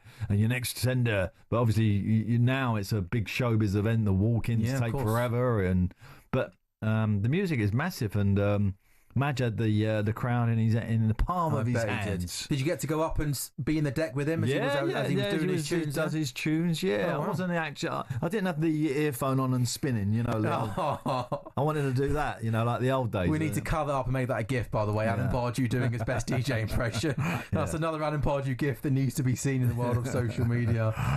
No, he's a busy man, though, isn't he? By the way, he's off to Ibiza now, isn't he? Unfortunately, he's had to slip off to Ibiza and do a few gigs, and he's a man in demand. I know. Talking about Ibiza, by the way, one of the boys in the team here, Teddy's just come back from Ibiza. Living his best life over the last few days, and I think he's feeling the effects, isn't he, of a few days in Ibiza? Yeah. Well, it's usually, out of 10, he's a solid 6 usually. But he's currently at a 4 today. So even at his best, he's just a 6. He's 6, yeah. He's never really above that. Oh, goodness me. No, Teddy, that's... There we go. You're setting him well there, Alan. Setting him well there. 03717223344. Pull your socks up, Teddy. Less time in Ibiza, more time on the final word. Dom, the Liverpool fan, has called 03717223344. Dom, you heard Alan's take on the Alexander Isak situation, but before the break, where's your head at with Isak, with Ekitike? How do you think this is going to play out? Evening, gents. So it's a bit of a strange situation, really, because it kind of blew up last night with Eddie Howe that he was left out due to speculation, and the whole stance from Newcastle up to now has been that he's completely not for sale at any price. But then we heard figures floating around last night of 150 million all of a sudden. That seems to suggest that maybe that after all that there might be a price. Maybe his head's been turned, and it's strange because Ekitike looks all but done at the moment. According to all the in the nose, it sounds like he's almost ready for a medical. So it sounds like they're trying to wrap that up pretty quickly anyway. Yeah. Just to put some sense on the Isak one, if his agent has been sort of pushing the club to sort of say, what is a fee? You tell me what the fee is because the player wants to go, etc., etc. I'm being, trying to make a situation here. What is the fee? And therefore the club might have gone, well, it'd have to be in sort of 150 million mark, and then that gets leaked to the press. That is one route that I know for a fact agents would use. I'm not saying that has happened, but that is a way that kind of figure might have got banded around. That seems to be the suggestion from what I've read seen online, that it seems to be his camp that is leaking stuff to the press and trying to facilitate a move, but I don't think he's the type that would kick up a fuss and throw transfer requests in and damage his legacy there at Newcastle. But no, that would be a really bad move, particularly with Newcastle fans. That would be the last move he makes. But I genuinely feel that with him and the career stance he's on at the moment, the attraction of Liverpool with what they've got and what they hold, Premier League title already, it is strong, and you can't get away from that. And unfortunately, by the way Eddie's removed him from the game yesterday, maybe his head's been turned a little bit. We'll see. Yeah, and it's interesting as well because we're looking to try and get rid of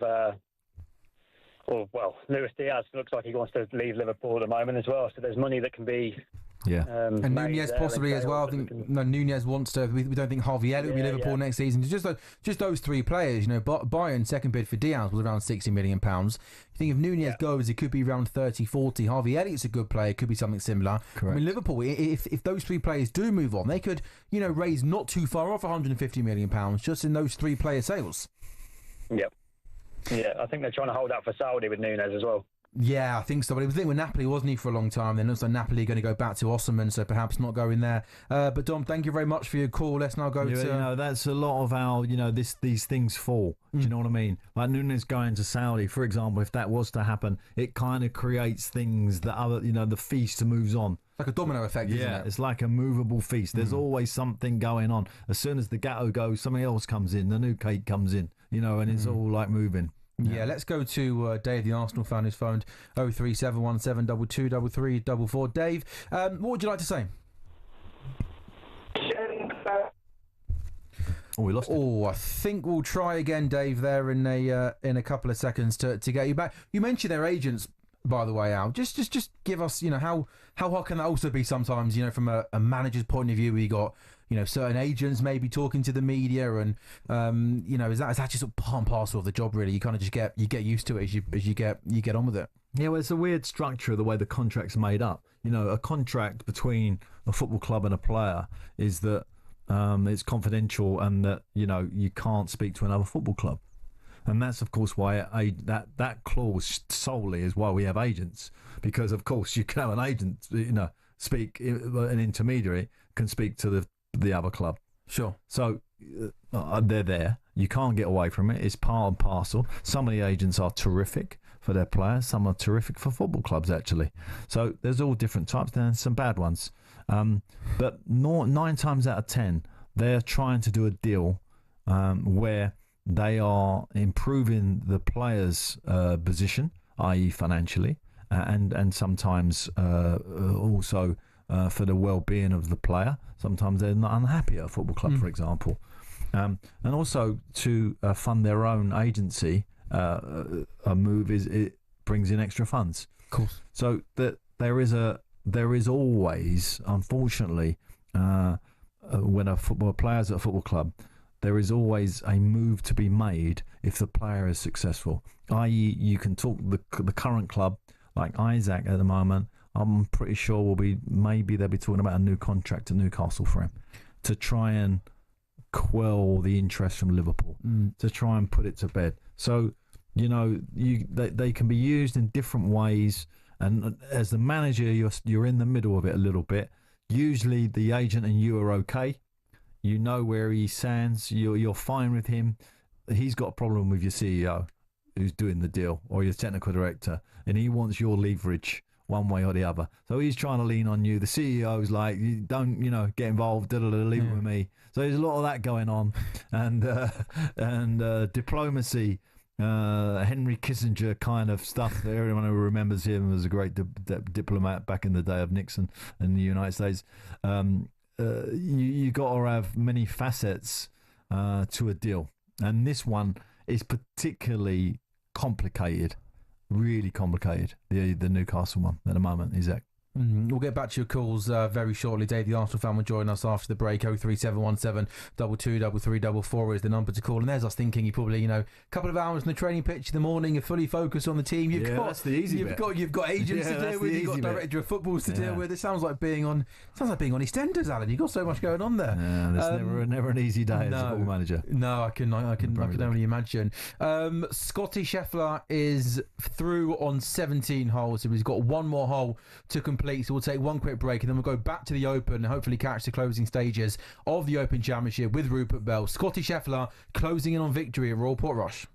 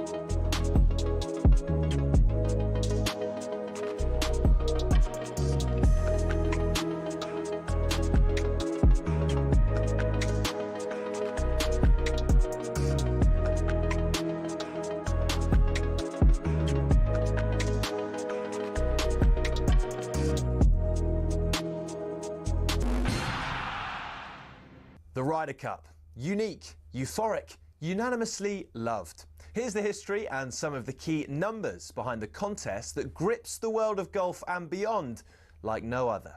The first edition was held in 1927, where a Great Britain team arrived by boat to play in Massachusetts at the Worcester Country Club. Originally, the competition comprised of 4 foursomes and 8 singles, with 4 balls not introduced until 1963. In the first 22 editions, when it was just Brits and Irish against the US, America only lost 3. So, in 1979, in came the rest of Europe, including the future 5-time Ryder Cup winner, Seve Ballesteros. Since Team Europe was established, the head-to-head reads Europe 13, USA 9. Home advantage is a big deal. Europe's last away win was the miracle at Medina in 2012, and America hasn't won on European soil since '93 at the Belfry. It's accepted that both teams tailor their home courses to suit their own players. For example, in Paris in 2018, Thomas Bjorn asked for the rough to be kept extra long beyond the green to target the big booming American drives. 10 years earlier, Paul Azinger did the opposite, and the Valhalla rough was trimmed right down. On both occasions, the home side were resounding winners. So what about the money? The most recent Ryder Cup in Rome drew in a record 271,000 spectators and boosted the Italian economy by €262 million. In the US, the PGA America TV deal with NBC is worth $440 million. But no Ryder Cup revenue has ever gone directly to individual players. That's until now. In 2025, for the first time ever, the US team will each receive a fee for playing in New York. Of course, in Rome...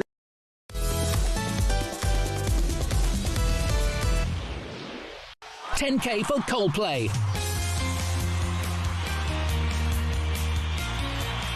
A very good evening. It's Sam Ellard and Alan Pardew on the final word with you until 8 o'clock. We're heading back to Royal Portrush very shortly for the closing stages of the 153rd Open Championship. But Coldplay are back at Wembley this summer, and we've got a huge VIP prize up for grabs for one lucky listener. We're giving you the chance to win 6 tickets in a private box for you and your mates on August the 22nd with full hospitality. Plus, we're chucking in 10 grand spending money completely tax-free.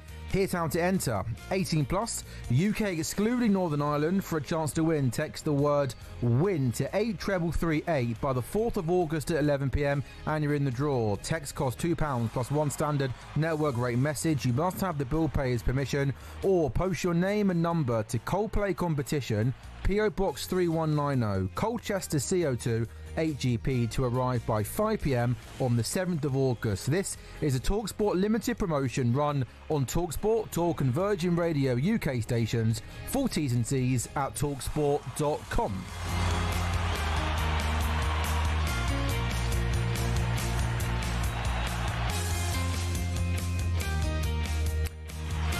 Dave, the Arsenal fan, has phoned 03717 223344. Dave, we've been speaking about Alexander Isak, but you yourself, your team, you're chasing your own centre forward.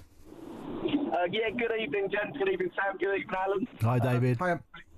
Brilliant show. I had a bit of a chuckle earlier when you were talking about characters in sport, and I think you need characters, and straight away Alan Pardew doing his dad dancing on the sideline jumped into my head, and that's a good little sort of memory. But Alan, I'd love to get your thoughts. The Gyökeres transfer, Arsenal from Sporting, this seems like the longest drawn-out transfer ever, forever for Arsenal fans.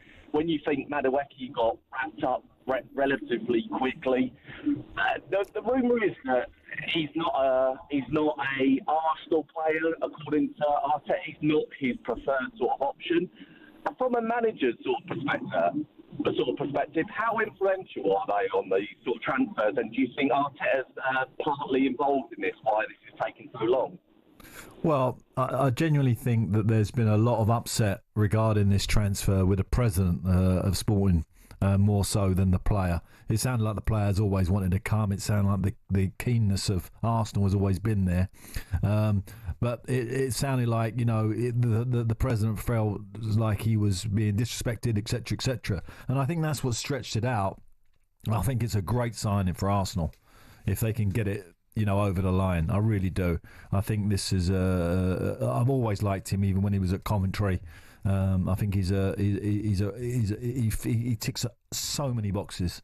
So I hope they get it over the line. I'm told it's close. We still can't confirm that, can we, Sam? That it's done. That. No, absolutely not done. No. We still believe that that they're working on the terms it can do. I think it's one of those where we're expecting it to get done. Yeah. But I think Sporting and maybe playing a little bit hardball. But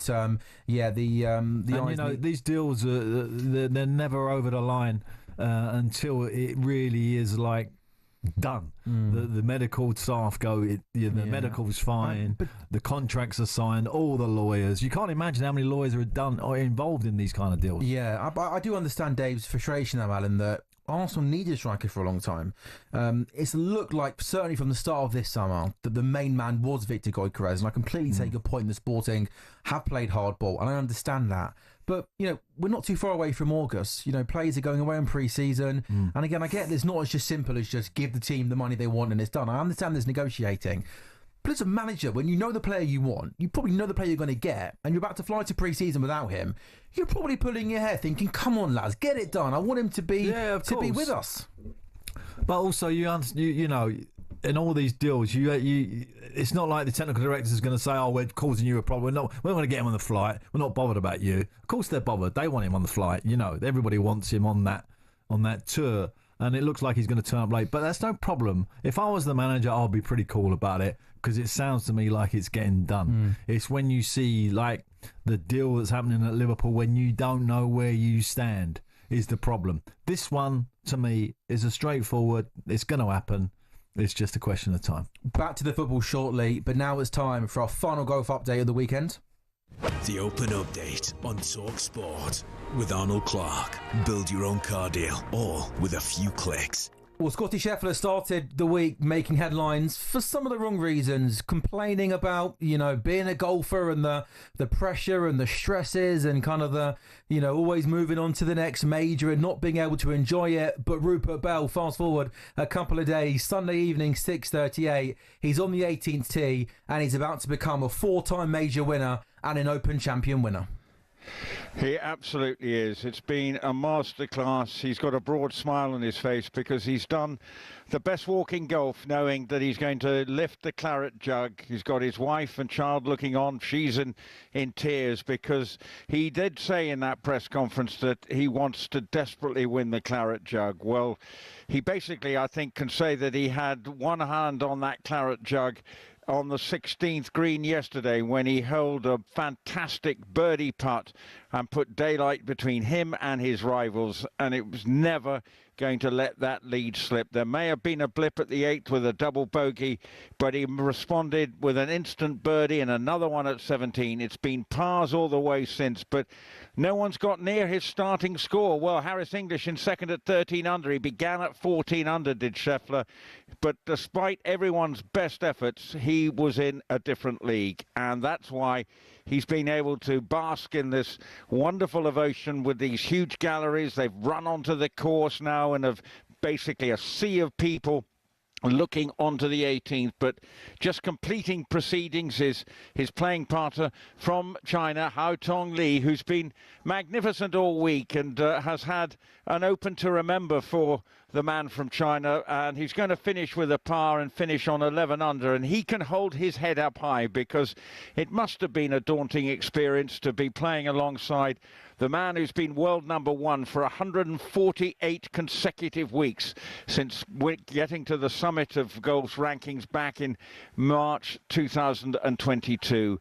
But Hao Tong Li, who's had many ups and downs in his career, but has won on the DP World Tour, can be rightly proud of his achievements with his round of 70 to finish on 11 under par. He's a very exuberant character and a very enthusiastic character, and he will have relished playing alongside Scottie Scheffler, who now has the stage to himself because he has got every chance of securing a birdie, which would just actually be the icing on his cake. His small baby's watching on, his wife They are a very close-knit unit, and he basically said in that press conference that what's important to him is his family, and the golf is somehow he has to question himself, why do I work so hard? What drives me when in the context of life it's perhaps the not most important thing?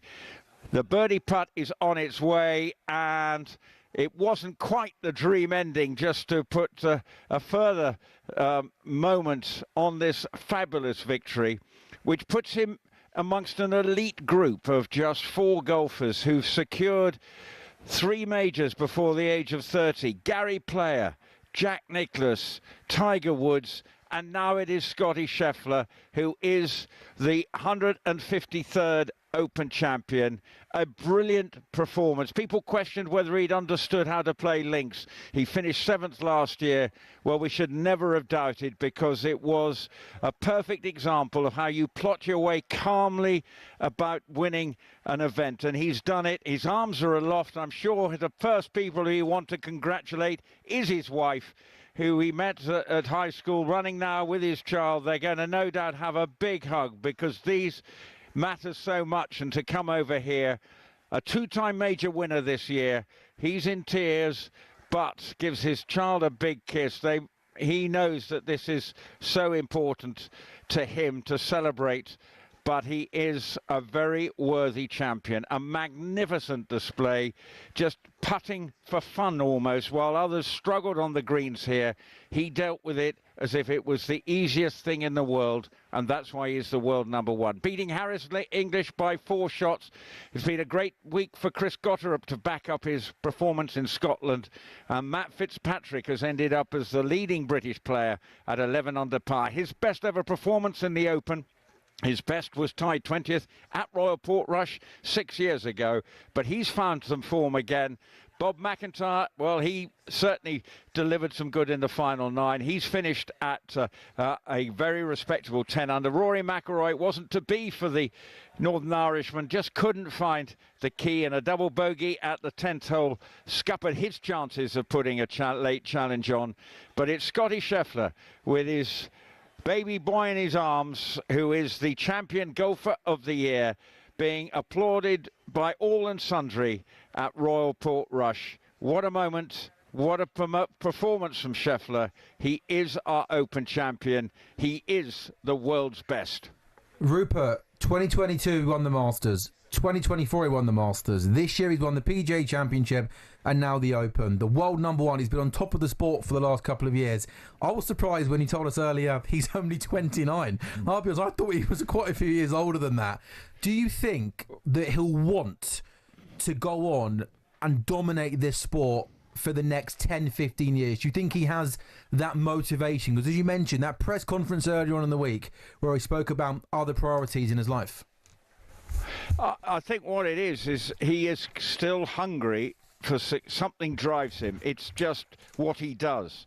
And he will want to continue to dominate. But perhaps, and his dominance at the moment is Woods-like.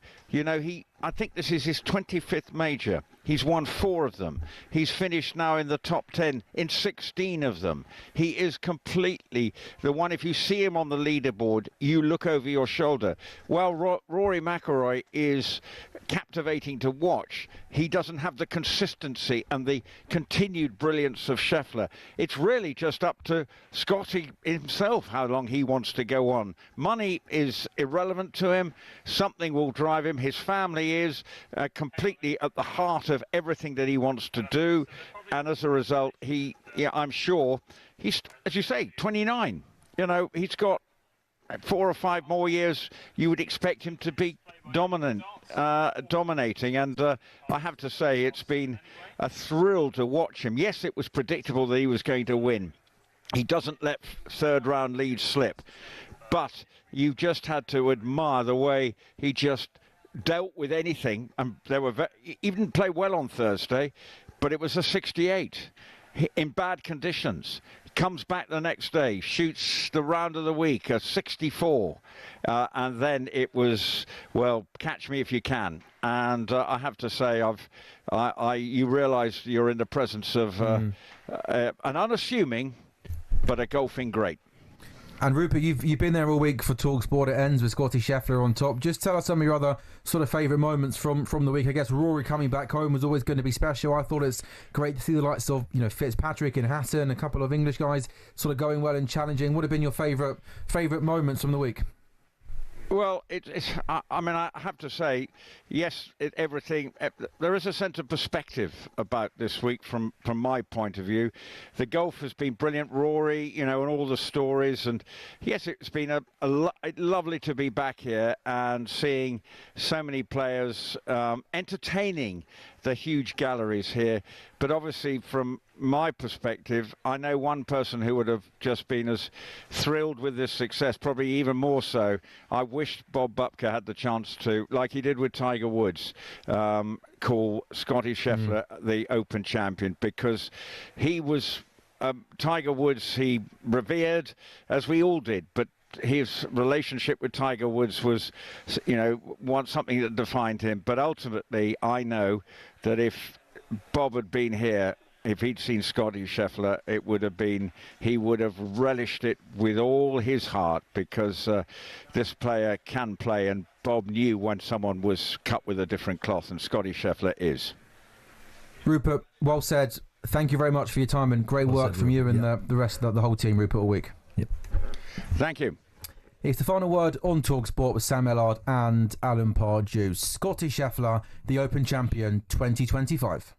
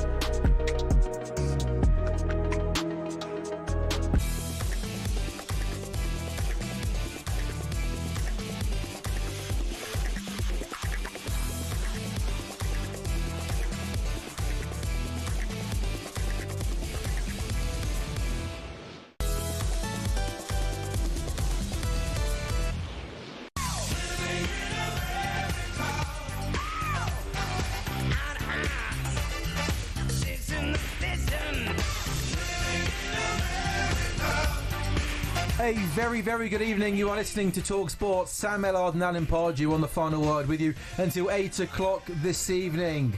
Scottie Scheffler is the Open champion for 2025. He finishes 17 under for the tournament 4 clear of Harris English. He finished second on 13 under. Scotty went in today 14 under, so 3 under for the day, but it was more than enough. He got there in the end. 4 clear of Harris English. Chris Gotterup had a really good day. He finished on 12 under. Mats Fitzpatrick, who started on 9s, close to Scottie Scheffler, he finished on 11 under for the day. Rory McIlroy, for the tournament, I should say, Mats Fitzpatrick. Also, Rory McIlroy finishing on 10 under. So, Alan Pardew, Scottie Scheffler has his 4th major at the age of 29, his 3rd major of the 4, so he's got 1 more to go. But yeah, 29, it's not too bad, is it? Yeah, I mean, incredibly young, isn't he, to have that under his belt already? And you know, he just got such a brilliant manner about the way he plays the game.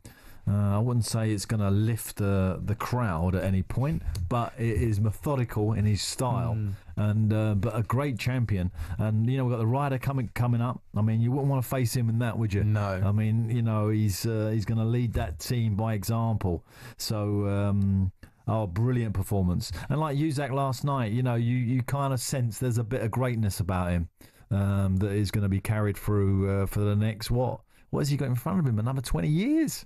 I mean, wow. He's 20. He can go on for as long as he wants, really. That's why I asked Rupert the question about kind of what does Rupert think his motivation is going to be, determination is going to be to keep on doing it. Because again, going into this tournament, all the talk was about his press conference, where he was quite down about it all, Alan. Yeah, I don't think his press conference was probably his greatest moment, actually. But, you know, he sort of talked it down more so than probably it was. Hopefully we can maybe hear from him before 8 o'clock. I'm not sure he how might quick address it'll it be. a little bit. Yeah, he might address it, hopefully, to sort of say, you know, it meant so much to him. The only thing that I did take from it was that he definitely had a feel that, and to be fair to him, even before the tournament started, he said, this is the one to win. This is the oldest, the best, which was nice to hear from an American, you know, because the Masters and PGA, etc., and the US Open. So it's nice to hear that said by him, and then just to go and stroll it, really. Which he did after 2 days where he was kind of in and around it, and then he just walked away with it. Yeah, brilliant performance. Brilliant performance, and Rory McIlroy finishing at 10 under for the tournament, 7 shots off Scotty. I bet Rory wished he could go back to that weekend in particular, because he was driving. Did you say to me did he hit 2 fairways in the first 3 fairways? I think on the first 18 holes. That's remarkable, isn't it, for a man? You know, the man who's probably regarded as the best driver in the game. To add those stats was really weird, but I mean, to be fair to him, you know, on the back of the Masters, it's a good performance from him. Unfortunately, completely overshadowed by Scheffler, who's you know, on a different level at the moment. But Rory is still there and thereabouts. You know, it's still very, very difficult in that sport to be in the top 10. You know, there's so much competition, such great players. Scottie Scheffler then has won the Open Championship by 4 shots. Well done, we'll try and between now and 8 o'clock when we go off air on the final word, we'll hopefully try and hear from Scottie Scheffler or some of the guys that are involved today and bring you some reaction. Alan, before we went to Rupert, we had an Arsenal fan on who was talking about his kind of frustrations of, you know, why is it taking so long to get this Gyökeres deal done and, you know, still yet to be completed. But one deal Arsenal have completed is Noni Madueke. There's been some interesting pieces in the papers. I know have caught your attention over the past kind of couple of days. I think you want to speak about kind of the relationship between newspapers and football clubs. Yeah, Madueke was a strange one because, you know, when you look at it, his performances for Chelsea were decent. There was he got an England appearance out of his performances for Chelsea. I actually thought he was fortuitous to get that, actually. Whether Thomas, being an ex-Chelsea manager, was part of that kind of leaning a little bit for him to get his debut, I'm not sure. Nevertheless, why would Chelsea sell him to Arsenal? I couldn't quite understand that. But I did see some reports this week that which suggested to me that Arsenal were trying to quell the mini, I wouldn't say protest, but like a mini kind of rumblings from Arsenal fans. The hashtag no to Madueke was a thing. Yeah, of him coming to the club. And you do that as a club and as a manager sometimes. You leak stuff to the journal. Say, look at his stats. This is why we're taking him. And there was a big, I think it was in the Telegraph, there was a big page on all his stats, how brilliant his stats were. And this is what Arsenal looked at, and this is why they're signing him. It was kind of a justification of why he's come to Arsenal. But in my mind, I'm looking at it and thinking, well, Chelsea would know those stats. It's not like Chelsea haven't looked at his stats as well and worked them all out. And then why would you sell a 23-year-old? I think he's 23, 21. He might be younger than that. There's something else that's give the reason for Chelsea to sell. Are they under pressure to bring finance in? No. So why would you sell him to Arsenal? It's a strange one to me, and I just wanted to just mark two things. One, the relationship that clubs do use the press to kind of boost players. So when they come criticising, they shouldn't be moaning at press, right? And we've had that talkSPORT, where clubs moan at us about some of the interviews and the pressure that we, some of our journalists put on them in interviews after the game. But if you're using the press, then it's a level playing field. It's fair game then. Yeah, exactly. So I think there's been a bit of that going on this week. I still hope that this player does terrific at Arsenal. I really do. It's not like I'm being negative about him. It just suggests to me that Chelsea sees something that they didn't want at the football club with him. You said, why did Chelsea sell for that amount of money? My answer to that question would be, he's just not a £52 million player. I hope that he goes to Arsenal and does well. So you think the finance was above the valuation of the player? 100%. Well, the stats that Arsenal released this week to the press, I'm guessing, suggest to me that price tag was correct.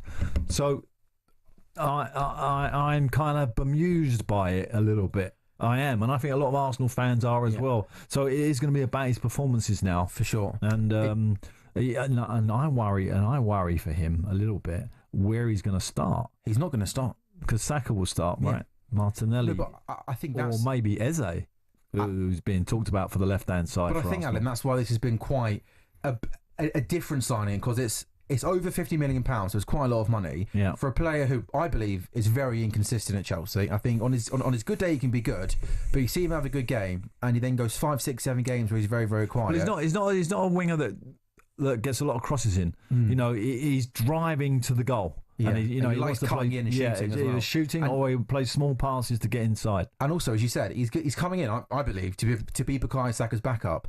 So it seems a lot of money to spend on a player, over £50 million, who's coming in to be a backup player. I would argue on a different level. I would say I understand what you're saying, but I would say this, and I had this problem with Spurs last year, that they lacked ambition, right, to invest, to win. If you're going to win the Premier League title, then you're going to need a signing like that. Well, a squad of 18, 20 players as opposed to 13, 14 to pick from. And 58 million for a top offensive player who can play. He can play left side, by the way, and right side, and possibly through, I don't know, maybe in a sort of number 10-ish role at the odd game, or even as a sub. He could go in and flirt around the striker, but certainly around Gyökeres, because Gyökeres physically will create room. So there's a lot of kind of equations to this transfer that interest me as a coach.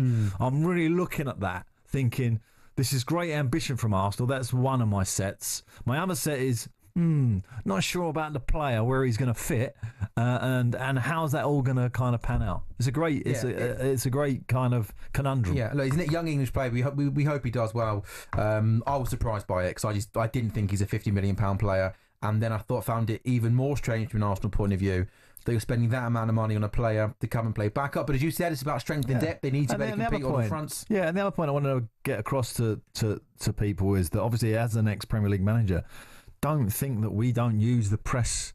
Did you do that? Of course. Can you tell us an example of when you did that or not? Well, if I had certain players who were underperforming, or weren't particularly great, I would defend them to the hilt. I would give messages out to the press about, hold on a minute, you should have a look at his stats. Sure. I'm not going to name names because I think that's a little bit unfair, but I have definitely done that. So you'd see a piece in the paper coming into training on Monday morning, or hear something on the radio, and then you think, you know what, bang out of order, I'm not having that. Get in contact with someone and say, hang on a minute, and explain your reasons. Yeah, correct. And the journalist would want that information because they know it's true. Yeah. Because actually, factually, journalists want to give out the truth. They don't want to give out false information. Exactly. So they want some sound. When they hear it from the manager, they know it's coming from the literally from the horse's mouth. Yeah. But on the other side of it, it can help you, and particular It can help you with players who are having a difficult time that not everybody's aware of. We talk about mental health a lot, obviously on this channel, etc. We've had shows about it, and some players are struggling with the concept of the fan base not accepting them and the pressure of it. And so it sometimes, you can throw a little bit in there to kind of ease that issue for them. It's a fascinating insight, Alan, on kind of the behind the scenes and what you guys kind of deal with. Again, is not just on the training pitches every single day. Absolutely, and that's why there's when football managers go in, they keep stuff to a minimum. But in the background, like a swan, that's swimming. The managers, like, they've got his feet are constantly pedalling away quite hard underneath. Yeah. It's never probably not pedalling, is it? 24/7 pedalling when you're a manager at a Premier League club. It's the final word on talkSPORT until 8 o'clock. We've had a supersonic weekend out of sport, haven't we, Alan? You were the big boxing fight last night. We've just heard from Ruben. Definitely the highlight of the weekend for me. Yeah, but not this show with me? No, he's up there. You didn't have to answer that. We got the Open Championship, one of the biggest majors. There's darts going on at the Winter Gardens in Blackpool. Of course, we had the Lions early on Saturday morning. So there's so much going on away from the Premier League. We'd love to hear from the listeners this evening on your favourite sporting events, but maybe in particular the best sporting atmospheres you've experienced live at the stadium or a course or even a venue. With so much going on in the world of sport, if you want to get involved in that conversation, it's 03 717 223344. The best sporting atmospheres, 1889 on the text. It's just gone 7 o'clock and we're on talkSPORT.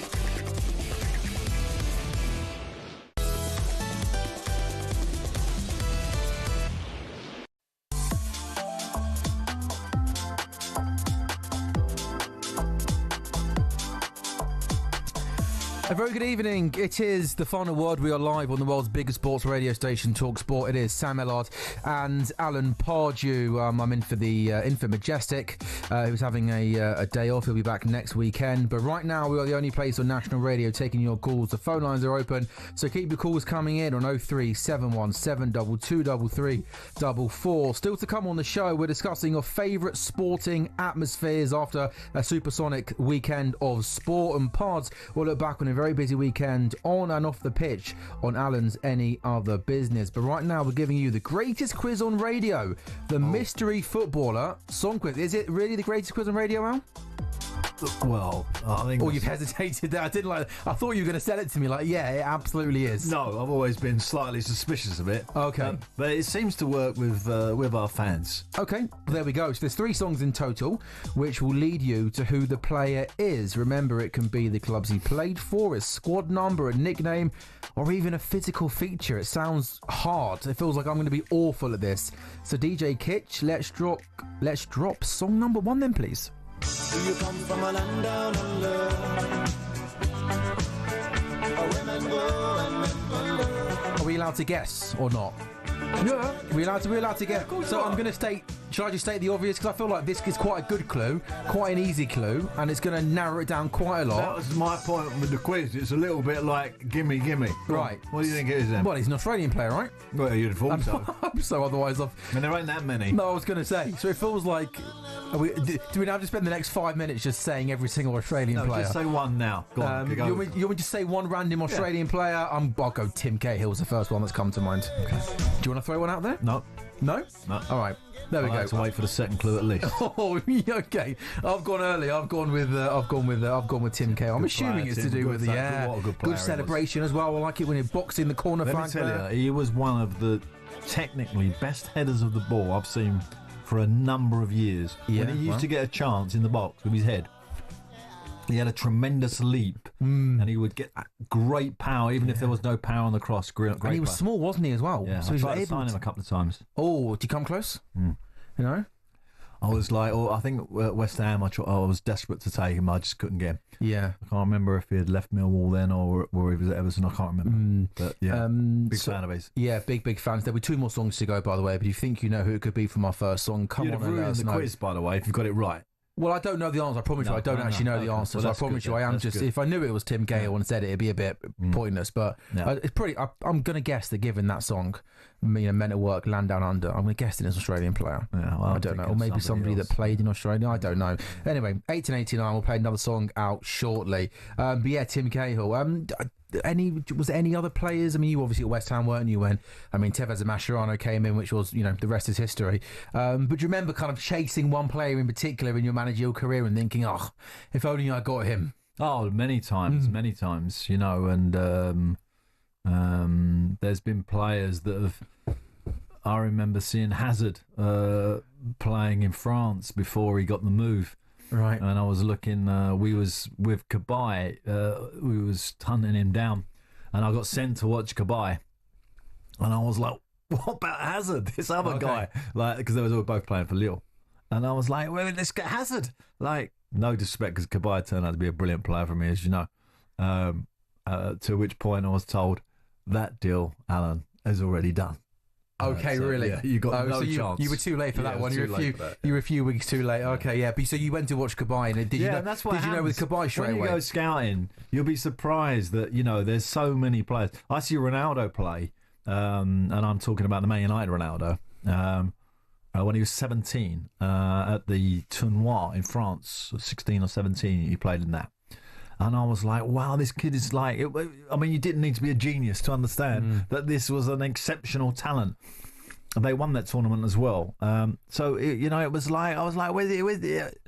it's already done. Was it? Well, you said you went to scout, by the way, over in France. Was it normal? It's normal for managers to go and scout, to go away abroad and watch players. Yeah, of course. Yeah. So you just in midweek, in between training days, you go abroad. I was telling you about the Swan with the legs working. Yeah, that's part of the process. But I wouldn't be going blind. No. My team would have been saying, let's go and watch Cabaye. By the way, he's at Lille. He's going to be playing. You can go and watch them play Nantes, and then you You can also go in Strasbourg or something. You watch 2 games in one day on one Sunday. Sure. So you'd fly to France, or the favourite one was Amsterdam because you could watch Feyenoord and Ajax, who were quite I close. thought you'd say something else then, but fair enough. Well, I don't know what you're thinking, but purely it was just a great in quickly to the grounds home. Yeah. Because the problem logistically is obviously getting to the grounds and getting home. Yeah. Which I found out last night at Wembley. Oh. Trying to get in out of Wembley. And anyone who went to that fight last night, I hope you had a better process than I did. Yeah. Were you tubing it, or were you jumping in a car? Come on.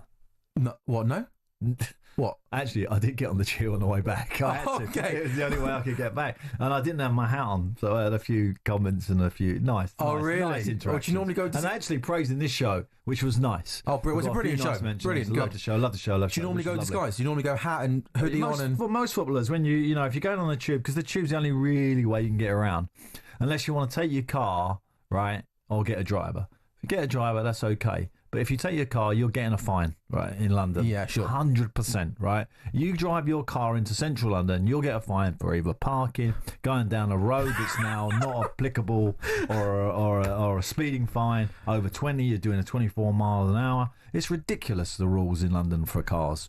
And hence why Khan wants us all not to have cars. Anyway, getting to Wembley and getting out last night was horrific. Yeah. Oh, yeah. I know what it's like. That getting up Wembley Way, try and get to Wembley Park Station. It can be busy, can't it, Al? And I imagine that a few people. Actually, I was speaking. I going to drop names in, but I was speaking to Jermaine Defoe, ex-player of mine, legend, of course, of the game, and now a pundit and trying to get a manager's striker, role. by the way. Great player. I didn't have him for very long at West Ham because we was in the Championship and he was moving on, etc. But he was saying about. The logistics of getting into Spurs when the fight was on recently was even worse. Yeah. And it's amazing that we build these great stadiums, but we don't put any new infrastructure around it to kind of get people in and out. Anyway, that's. But other than that, they've had a good night. You know what? I've worked with Al in Brazil on the Breakfast Show for many, many years, and there is nothing Big Al likes more than a moan about London and traffic and roadworks and closures and stuff. Well, he remembers like I do. Then it was accessible. This city. It's not accessible anymore. To the darts, we had a hectic afternoon out with the World Match Play, the Winter Gardens. All 4 matches in the afternoon session, all 4 Cs got knocked out. This evening, the 4 Cs in action: Gary Anderson, Johnny Clayton, Luke Littler, Stephen Bunting. The first game is Gary Anderson versus Luke Woodhouse. There is live commentary on the talkSPORT Darts YouTube channel. But Ian Danter, part of the commentary team, is joining us now. Dance, what do you reckon? Gary Anderson, his form on the floor over the last couple of years has been fantastic. Can he do it on the big stage one more time? Well, he knows what it takes to win the World Match Play, so I have no doubt that he's got the course and distance to go deep into this tournament with all the seeds that have gone so far. 6 in all that have crashed out since the opening night last night. It does give players like Anderson, who was a bit of a dark horse before the tournament started, that much more of a leg up. And Luke Woodhouse, his form has been a little bit uncertain. He's just about to make his way to the stage, Luke Woodhouse, to get things underway. But Gary is a fantastic player, and playing 1 game a day sort of suits somebody like Gary at this stage in his career, so he's one to watch. Dance, thank you very much. More updates throughout the course of the hour, and again, if you want live commentary, the talkSPORT Darts YouTube channel is the place to be. I'm going to put you on the spot here, Alan Pardew, because I said before the 7 o'clock news about the Supersonic Sporting Weekend we've had. You were at the boxing on Saturday night, and I'm sure you've been to many events all around the world. Is there one that stands out for you in terms of atmosphere being completely unique and completely special? Because I think, by the way, in terms of just purely atmosphere, the darts has got to be up there because it's fancy dressed, it's fun. Not in the, in the great tapestry that we have of sport. Darts is very much down the levels, Ali, in my opinion. I'm saying in terms of atmosphere. In terms of that. Yeah. I'm not saying it's one of the best sporting events. It's not like I go, so I can't really comment on it. But, I've been to a few heavyweight title fights, and they've been special atmospheres. I've also been to, obviously, a lot of football matches where the atmosphere's just off the scale. But I actually was involved in a game, and I still maintain to this day that I've never experienced an atmosphere. And I'm bearing in mind I was Newcastle manager, which was at West Ham when we was in the playoff final against Ipswich. Right. that night at Upton Park, and West Ham fans will know what I'm talking about. We had an old bugler come out that they used to do at West Ham, and the atmosphere, it was just like electric. I've never been anything like it, and those who were present would know exactly what I was talking about. 2004, would that have been? Sounds about right. Yeah, sounds about right. But and I can remember just standing on the sideline, and the hair on the backs of my neck was standing up, and it was just like. And the only other time I had it a bit like that was when I took a Newcastle team to Sunderland, so that was a positive way. In a negative way, because Sunderland fans were like, "Wow!" I mean, it was just that was very, very similar. Yeah, and I've had playoff finals, etc., etc. But those two games sort of were just a step above anything else that I've been involved. Upton Park was truly special, though, wasn't it? Yeah, I think that's when you speak to West Ham fans now at the new stadium, that's what they miss, those electric nights. And obviously there was many before that. When the Billy Bonds and Trevor Brooking and the legends. And the FA Cup final?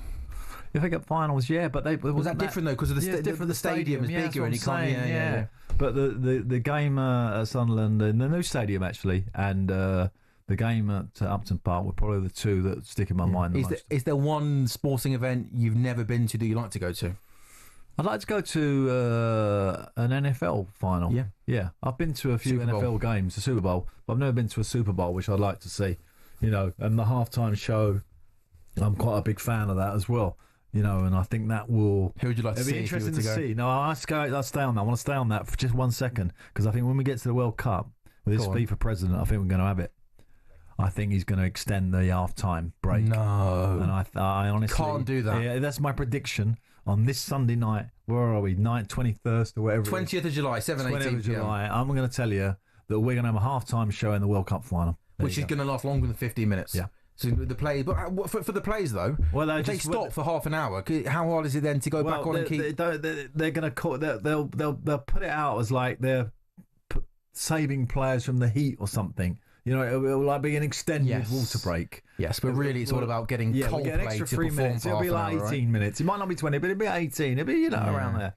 We can get someone like, I don't know. I thought Coldplay was the first band to come to mind when I think of next year World Cup final. It could be somebody else. Already got lots of people getting in contact here. We'll maybe take some calls on the back end of the break on sort of the best atmospheres you've been to after a weekend. We've had a big boxing fight, a Lions match, the Open, the British and Irish Lions. Of course, there was a game at Lord's as well over the weekend. So hold on a minute. Just going back to who's the lead singer? Chris Martin. Yeah. Of Coldplay. Didn't he organise the halftime show of the World Club Championship? Is that goal? You put me on the spot there. Yeah, I think that's sure right. He did. Yeah. He did that weird show. Maybe that was his warm-up act for next year. That's the World Cup point. final. That when I'm watching that World Club Championship, seeing that halftime show, I'm thinking, get on with it. This is just the starter for the main course, the World Cup final. When Chris Martin might get that gig again. And maybe he got well paid. I'm sure he did. Maybe we'll be there together next year, Al. This time next year at the World Cup final, watching Coldplay perform at half time. We'll see. Doesn't sound too impressed by that. 03717 223344 is the number to call. Come and get involved. What is the best sporting atmosphere, best sporting event you've been to round off this supersonic weekend of sport? And again, a reminder, Scottie Scheffler, the Open champion 2025. We'll try and hear from Scottie Scheffler, the world number one, the now 4-time major champion, before 8 o'clock.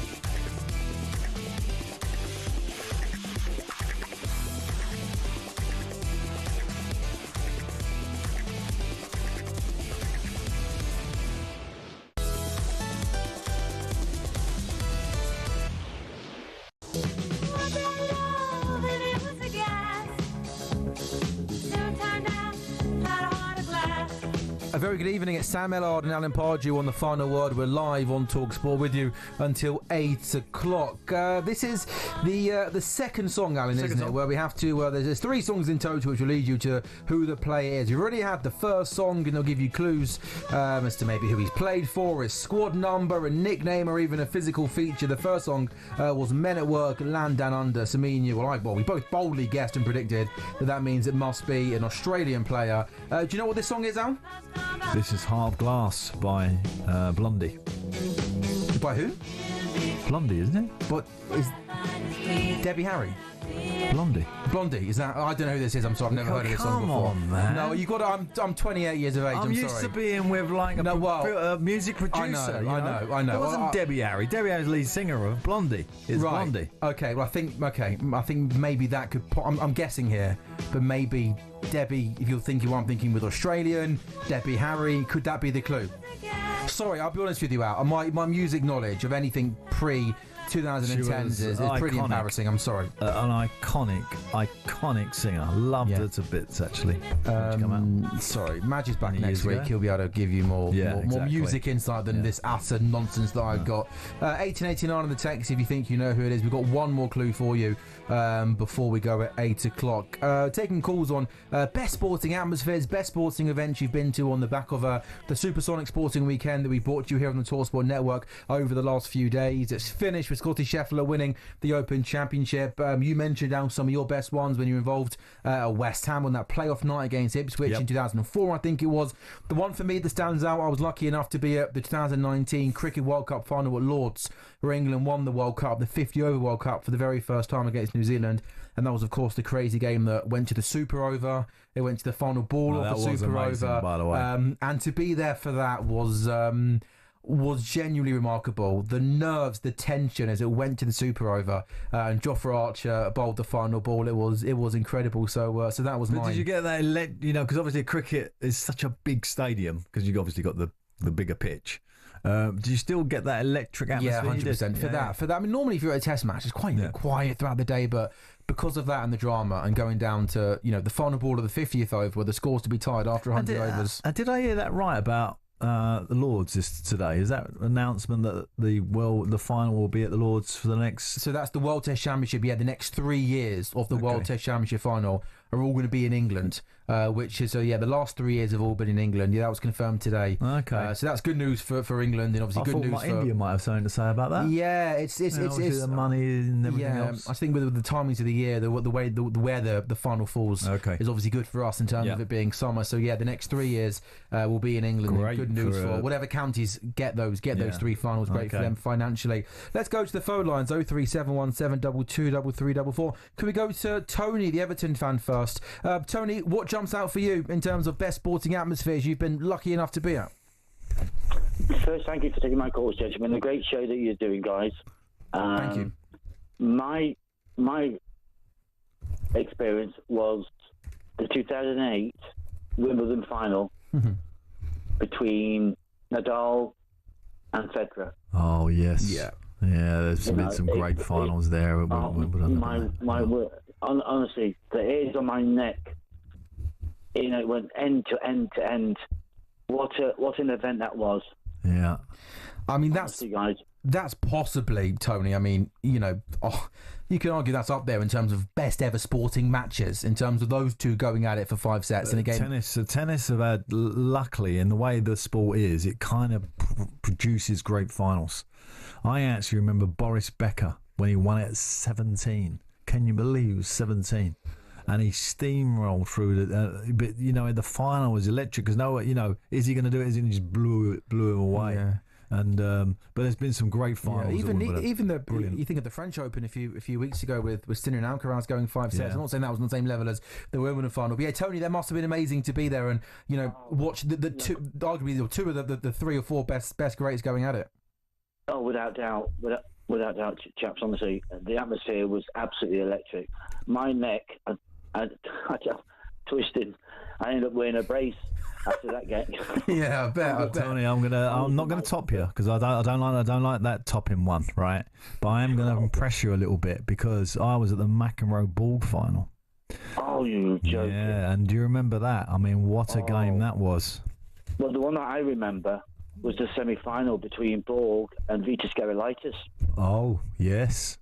Vitas with the long locks, the long blonde locks. Yeah. That's right. Who unfortunately is no longer with us now. No. Bless him. No.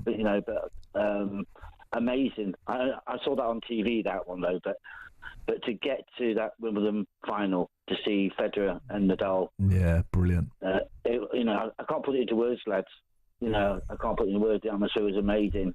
It's just one of those that you've got it in the locker, and you can always swing back on that as a moment of pride in your life. Brilliant. I have got something like a Live Aid I attended, which is nothing to do with sport.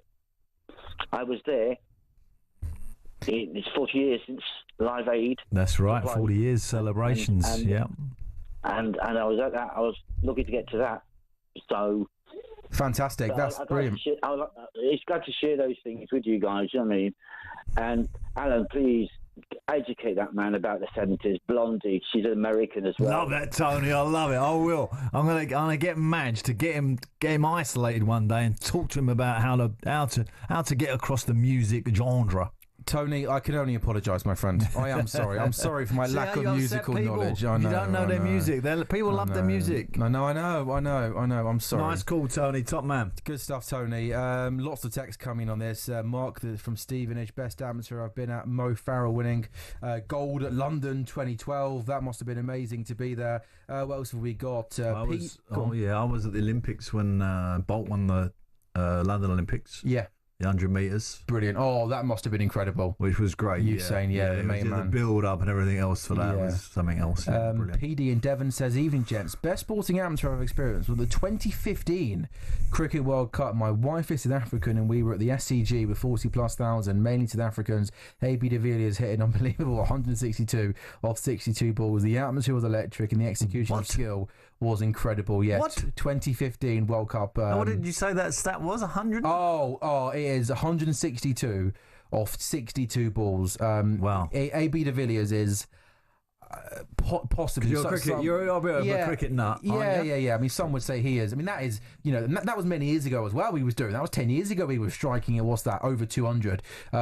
Many people that know a lot more about cricket than I do, Alan, will say that AB de Villiers is one of the best all-round batsmen that's ever played the game. South African player, unbelievable. So yes, it's just coming up to 7:30 on the final word. I will not speak about music until 8 o'clock. I promise you. 03717 223344 is the number to call if you want to come on air and get involved in the best sporting atmospheres.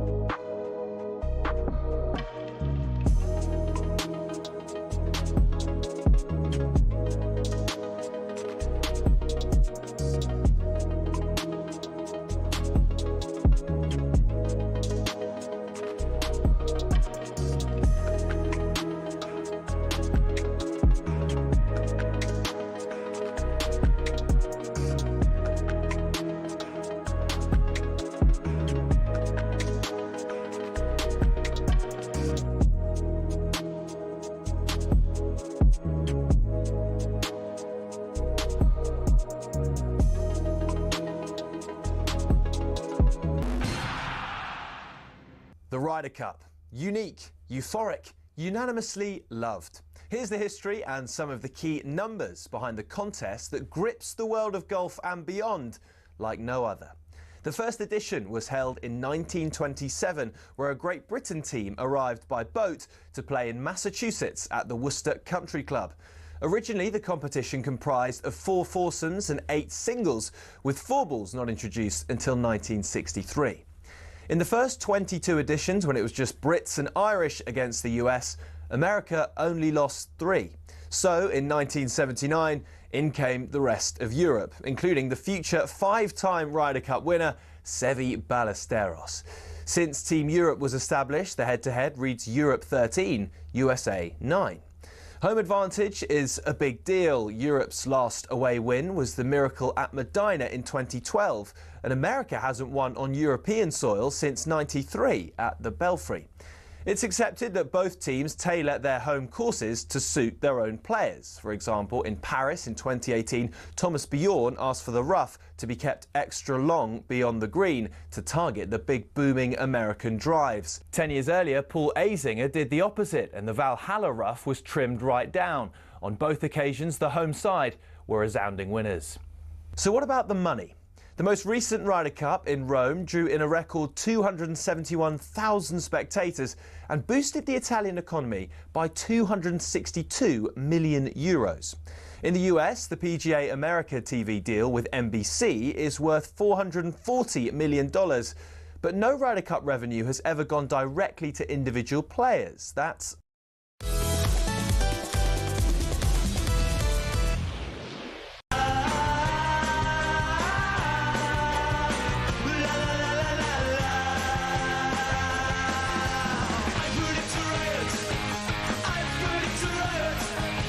Sam Ellard, Alan Pardew, final word with you until 8 o'clock. We've been playing 3 songs throughout the course of this hour to try and give you clues on our mystery footballer. So we've had 3. Come on, Alan Pardew. Who is it? I think you got it, haven't you? And on the text, we've got about 24 worth of text messages coming in, and everybody's got the right person. Yeah, well, obviously, Debbie Harry, the lead singer of Blondie, that band, really good, you big didn't fan. know Big who fan. they were, big fan that you are, was the giveaway. But Harry Cole, interestingly, shared my agent, Barry Neville. Is that right? Yeah, he was one of Barry's boys and had a great career, good player, Harry Cole. And I guess the final clue as well with Kaiser Chiefs, I predict Araya, of course, from Leeds. Harry Keel playing for Leeds. So well done, you got it right, and well done to everybody, by the way, who sent in text. Maybe Ross, potentially, and a few people suggesting this on the text, not me, but you're getting a little bit of criticism for making it a little bit too easy for people. Is it normally this easy? Do people normally get it? Ridiculously easy at times, although I have sometimes stepped in with a tough one. But I've been pushed back again. No, that's not fair. So I think Ross should give me a bit of a chance to let me come back again. Well, after what everyone guessing Harry Keel, by the way, and Ross, can Alan Pardew please take over next week on the Guess the Footballer? We'll make that happen. Okay.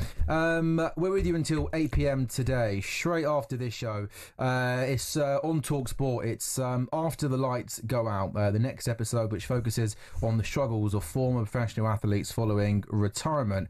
This time it's featuring former England and Warwickshire cricketer Dermot Reid. The interview focuses on his battle with cocaine addiction, which began during his time as a broadcaster in the 2000s. Here he tells Leon McKenzie and Steve Armstrong about a relapse last year which had devastating consequences. You know, recently, or my last little relapse, but it was quite a big one, but it was only small in time scale, which was like 9 months ago. What I did was, when I was on the cocaine, I started gambling and just pressing £5 spins, and that's where, you know, my decision making, I'm telling myself stop now, and my finger's still just pressing that spin. So now I know I've also got a gambling addiction, but doing it under the substance, that's when your behavior really becomes unmanageable, and in a way maybe the cocaine's taken over your decisions. And what happens is you then crash out, you go to bed, you wake up however many hours later and you go, that really happened. I really did that. It's powerful. Well, I've been able to listen to little bits and pieces of it, and he also a couple of weeks ago was in on the doing a bit with John Norman on the talkSPORT Cricket YouTube channel as well. So he's it's a powerful listen. He's had a lot going on in his life, but that's going to follow us, Alan, at 8 o'clock. Dermot Reeve in conversation with Leon McKenzie and Steve Armstrong from 8 o'clock till 9 o'clock. The next episode of After the Lights Go Out at 8 o'clock.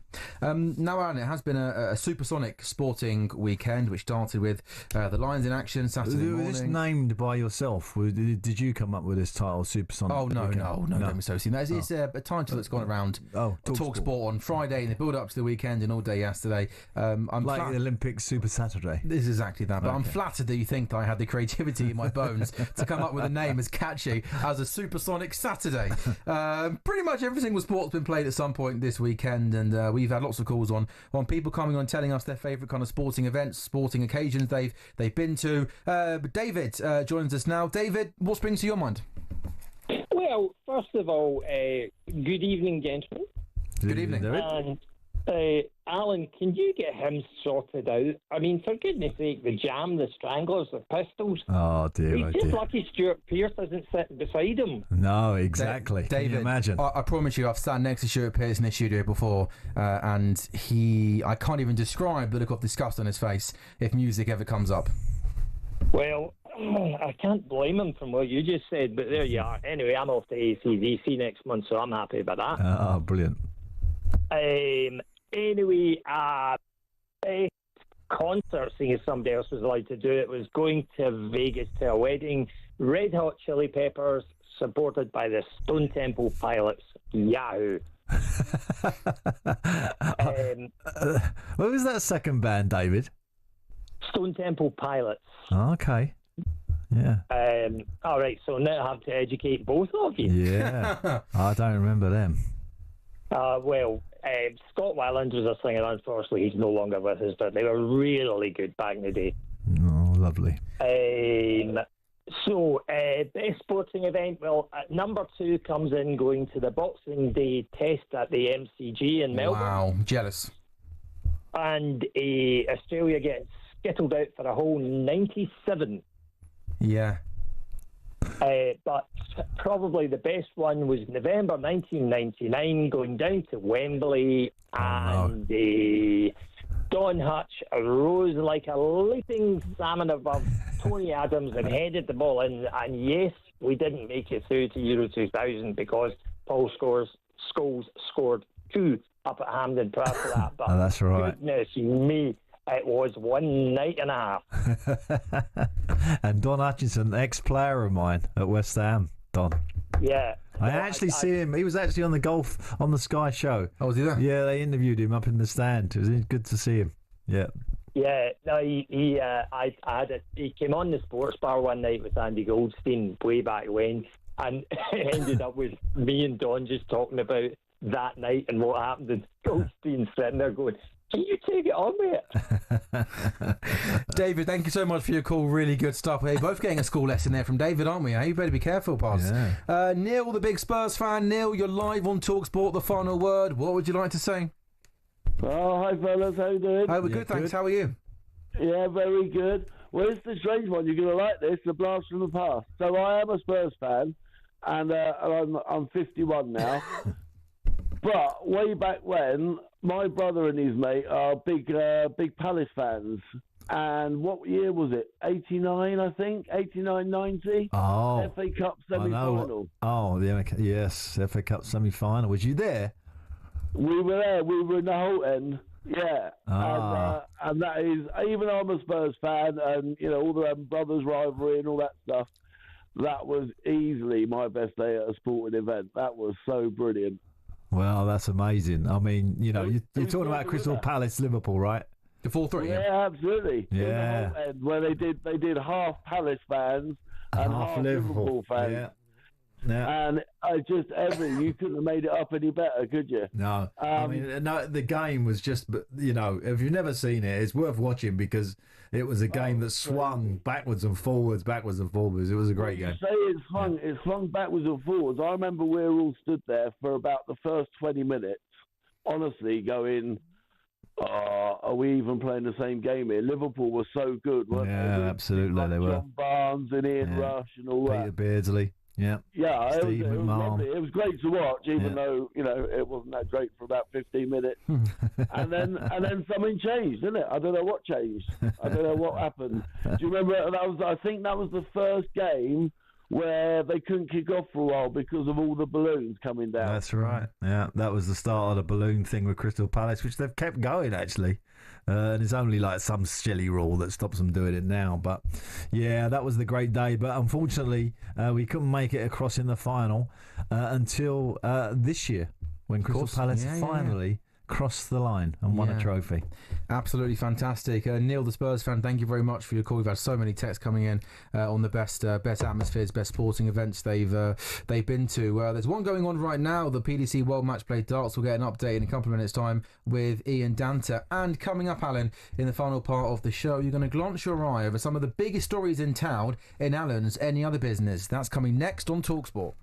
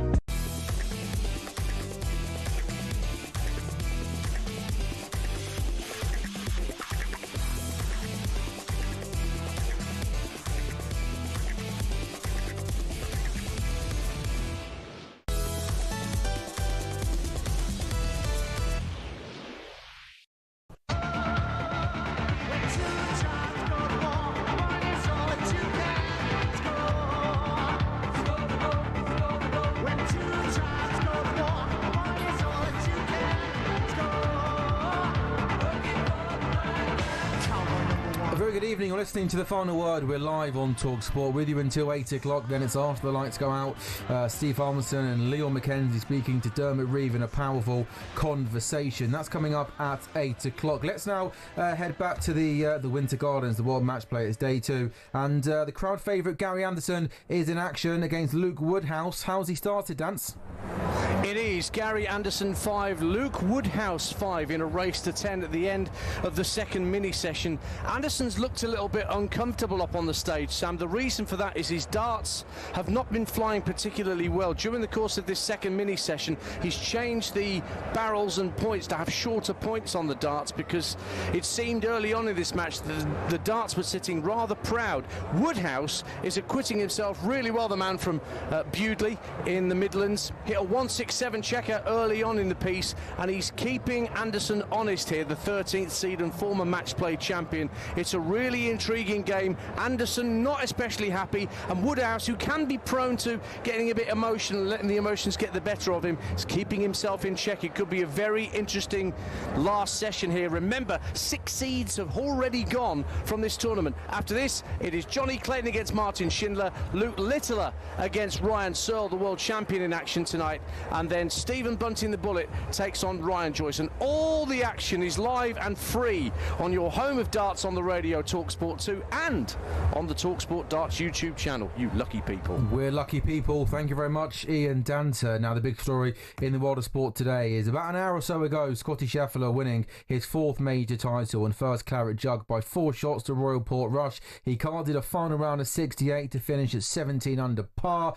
The US duo of Harry English at 13 under and Chris Gotterup at 12 under. Closest challengers, England's Matt Fitzpatrick shoots 2 under, 68 to finish in a share of 4th at 11 under. The home favourite Rory McIlroy closes at 10 under. Bryson DeChambeau, by the way, wrapping up with a brilliant 64. That's a final round record at Royal Portrush. Yeah, that's quite good for him. No, because I think he's like the face of younger golfers, and I play a lot of golf, and there's a lot of golfers out there trying to sort of, get into the spirit of the game, and I think it's brilliant that they got someone to look up to. Yeah, he's a real character. At some point on Thursday and Friday, he was 5 over, so to be able to finish there, not too far off the top, was some achievement. But Scottie Scheffler has been doing his winning speech after winning at the Open Championship. Been speaking to the world. Let's hear what he's got to say. Thank you so much to the fans this week for all the support.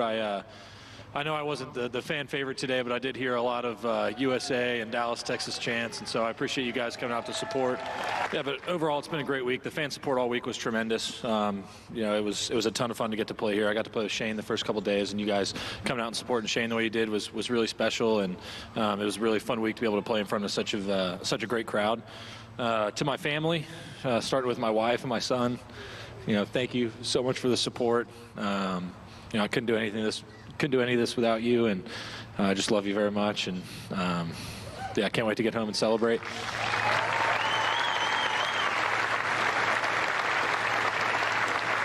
It was a tremendous week, and I look forward to hopefully bringing the Open back here, and I look forward to seeing some of you at Birkdale next year. So all the best. Thank you, guys. There we go. That's Scottie Scheffler. This is the time of the show where highly emotional, wasn't it? Yeah. Well, for him it was quite emotional. Yeah. This is the part of the show where we do Alan's Any Other Business. Take a look at some of the other stories out that have caught your eye. But let's start with Scottie Scheffler. The thing that I found remarkable all weekend was the composure. We know he's got the quality. He's the world number one for a reason, but at no point over the 4 days does he ever look bothered. He ever look stressed. It's almost like he's just strolling around, and he just does it with so much ease, doesn't he? Yeah. The only thing that's missing with him is this sort of personality. Well, you like the great champions get you get a love for them. Like, I know Tiger Woods had some downtime in his career, right? But he was genuinely loved. Muhammad Ali genuinely loved. These greats. I think Isak last night is genuinely loved. Actually, the character, isn't he? Yeah. And when the British fans at the end, when I was leaving that stadium, even though I'm guessing most of them wanted Dubois to win because obviously English and we were at home track, the admiration for him was just pouring out from them. So, and he lacks that, Scheffler. He lacks that kind of. You can't love him. You kind of admire him, sure. You don't love him, and I think he needs to get a bit of that going on to sort of get into that Jack Nicklaus world, Tiger Woods world, which he's definitely got the ability to do. Sure. I mean, the numbers are definitely off the scale. Oh, of course. But I think, though, I don't think he's somebody that would care about that. Like, listening to him speak in interviews, again, we've highlighted it a few times, that press conference he gave before the tournament. As you get older, you change, you know? And it might be that later on he thinks, I mind a bit more love, and changes a little bit and gives a little bit back. At the moment, he feels like a little bit young and naive. You kind of hold him back a little bit.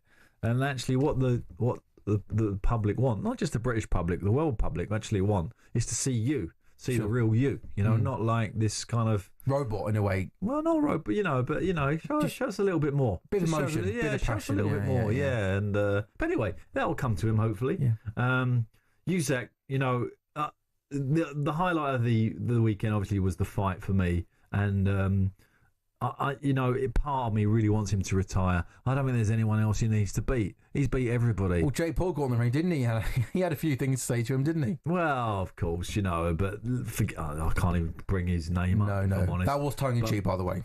Pardon? That was tongue-in-cheek for me suggesting that I don't want to see Jake Paul fight Alexander Your Usyk. boxing is a bit like your music. Nothing's as bad as my music. No, okay.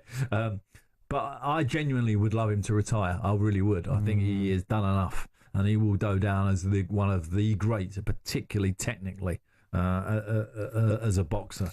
And that was a real joy to watch. The Lions tour, which has got to be in any other business, because obviously it doesn't come around that often. And it's being captained and managed brilliantly. Farrell and Ajoji brilliant, and the team were outstanding, particularly the first 30 minutes. But I just worry about whether that's going to be a procession, which we don't really want. It'd be nice to see the Aussies have a real go next test, and as you say, have a little bit of what happened at the cricket, a little bit of fighting it, a bit of come on in, let's have it, that kind of attitude. Yeah. I thought, but I don't think we're going to get it. I think I've got to be honest. The Lions are even better. Australia have been batting out form now for a good couple of years, and I said to you at the top of the show that it was quite unique that the Lions went into this series as favourites. Argentina, the Lions' first game, the warm-up game in Dublin before they went to Australia, was against an Argentina team that are ranked higher than Australia in the world rankings. Yeah. So almost the Argentina game on paper. In a way, this team is so powerful, this British Lions team. It's a shame it wasn't South Africa's turn, because obviously them being the world champions, which they are, it's still South Africa, isn't it? What a tour that would have been down there. But anyway, it is what it is. They can only beat what's put in front of them. Exactly that. We just got to hope that the Aussies next time round. What are we? Was it a week away? 2 weeks next away? Saturday morning, Next live Saturday? and exclusive on talkSPORT. Well, there you go. We'll be looking for a bit of Australian spirit. Comeback fighting hard. Yeah. Maybe set it up beautifully for the week after 1-1. This was a story that came into the news earlier on in the week, but I know it's caught your eye, Al, that football's lawmakers are considering 2 major rule changes ahead of next year's World Cup. Rebounds from penalties could be scrapped. That's one of them. And there's also changes to VAR. Brilliant. How great's that? And it results to second yellow cards and corners. Yeah. So we know that at the moment VAR can't get involved for yellow cards. If a player is on a yellow card and doesn't get given a yellow card and should be given one, we know that VAR can't go and have a look at it and overturn it. And also corners as well, that possibly if a goal kick is given and it should be a corner, they're allowed to come back and change that and have a look at that. What are your thoughts on that? I think VAR getting involved in anything else in time, the time element is killing the game when we're looking at the replays of offsides and goals, etc. We don't need anything else. So I'm not against. I'm straight out for me. I don't want them getting involved. I have said on this show before about the second yellow card being sin bin rather than a sending off, and I still think that would be a change that if I was in that position of power, I would like to see trialled. Because I think that would work quite well, a 10-minute. And obviously, if it's the last, I don't know, if you got sent off in the 85-minute, then you're not going to come back on. But if you get sent, sometimes that second yellow card can come in the first half, and a sin bin, I think, could work. Interesting. Because usually those yellow cards are pretty insignificant. Sometimes I've had players who got the second yellow card for encroaching on free kicks, for example. If the second yellow card warrants a red, they don't come back on, by the way. Just getting that out there. Sure. But a genuine second yellow card, you think sin bin 10 minutes is fine? Yeah. I think that would work quite well, and I think it'd be like a jeopardy because you could have a power play, a bit like hockey, ice hockey, which you got a man less, so you'd be encouraged you to push if you was the team with the 11 players. The rebound one, I really don't like it. I like the fact that the play is straight away off, and we've had so many incidents where that rebound has been significant. Sure. Whether a goal scored or actually scored up the other end, like the Watford game that's been put about on the playoff game. So no, I definitely don't like any of those ideas, and I hope they all get scrapped. But I won't be alone in that. No, I simply think VAR has caused too much stress for everybody, too much controversy. It takes too much time. It's too long. And just to be sitting there on a Sunday afternoon in a big game, a Manchester derby, whatever it might be, and for the game to be stopped because they're checking whether it's a corner or a goal kick. I'm sorry. Can you imagine? I mean, it takes them too long to see whether it's a clear handball, whether it's... It'd be crazy, Alan. And I know there's been certain corners in my career where you could literally look at it, you could keep looking at it and still not quite decide whose corner it was. Exactly. So you can imagine them sitting up there for 5 minutes going, what are we going to do? It'd be crazy. And I appreciate some would be more obvious than others. Yeah. But it stops, they look, they check. It just we don't need any more stoppages in this game. We have to be doing everything next season to try and encourage VAR to get on with it and make decisions quicker. Decision makers, I think that they are geared more to the right decision. We must have the right decision. And for TV, that all makes sense, and pundits or whatever. But for the fan in the stadium, this is the person who's paying to go to the game with their children and everything else, who are the ones who are suffering through this whole VAR situation. It's been a fun 3 hours. It's a shame you had to end on a VAR rant, but what can we do? Well, I've learned a little bit more about you. Sorry. I'm going to send you away to do some homework. That's obviously, as a coach, I would like you to... You're always paddling, Alan Pardew. You're never not coaching. Correct. I'm always trying to improve situations. Go away and work on your music knowledge if you want to do this show again. All right? Okay. I'm just going to tell you that now. But other than that, was it okay? Very good. I'm not even... The match is on a different level, but it was nice to be involved with Alan Pardew on the final word. We've had a few guest presenters, and you're right up there with them. Okay, I just need to work on my music. You have to work on your music. Alan Pardew, been an absolute pleasure. Thank you so much for your company over the past couple of hours. That's all from us today. talkSPORT breakfast tomorrow morning, by the way. Jeremy O'Hara and Dean Saunders from 6 o'clock. Don't want to miss that. Alan Pardew will be back next week, and the really good news is, alongside him will be Majestic next week at 5 p.m. on the final word. But coming up next on talkSPORT, something very powerful. The next episode in the After the Lights Go Out documentary, featuring the former England and Warwickshire cricketer Dermot Reeve. The interview focuses on his battle with cocaine addiction, which began during his time as a broadcaster in the 2000s. A wide-ranging interview, very powerful. It's important. It's coming up next on talkSPORT.